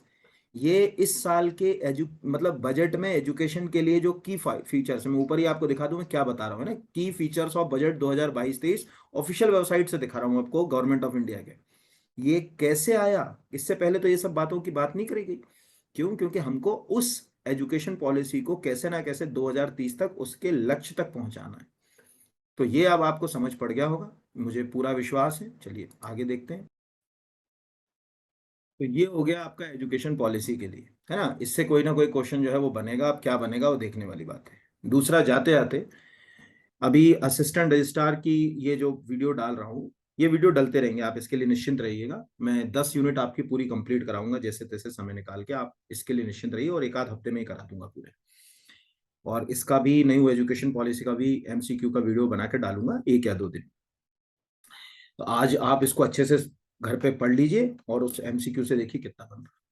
बहुत सारे बच्चों के व्हाट्सएप पे मैसेज आ रहे हैं और कुछ कॉल भी आ रहे हैं कि कोई एक क्रैश कोर्स है क्या उसके लिए, आपके मतलब जो असिस्टेंट रजिस्ट्रार का एग्जाम है, अब 1 महीने बचा है, तो उनके लिए ये है, बाकी लोगों के लिए नोटिस नहीं है, कि एक क्रैश कोर्स शुरू हो रहा है मंडे से, 22 अगस्त 2022 को। ठीक है, शाम को 7 से 9 होगा। 2500 रुपये उसकी फीस है, ये याद रखिएगा।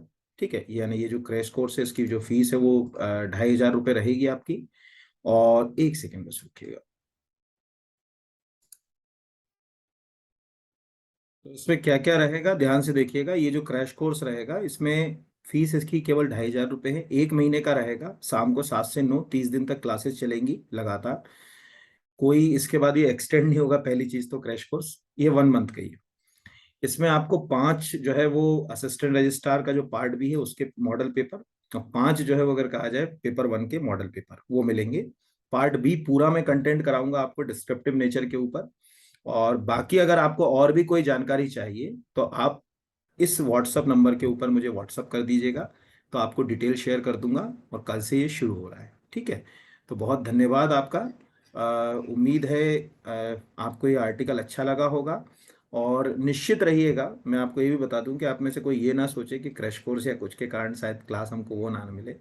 आपका जो ये 10 यूनिट मैंने आपको प्रॉमिस किया है कि 10वें यूनिट के एमसीक्यू दूंगा, तो वो तो मैं दूंगा ही दूंगा, है ना।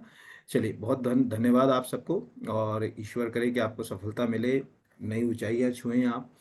और जैसे आज जो हमने शिक्षा पद्धति के बारे में जो बात करी पूरी, ठीक है, और कैसे हमको जो है वो अब अपने आप को इनोवेशन से जोड़ना है, लर्निंग जो है वो हमारी कैसे होना चाहिए, सीखने का हमारा गुण कैसा होना चाहिए, इस सब के ऊपर अब हमको काम करना है। चलिए, बहुत शुक्रिया, धन्यवाद सभी को।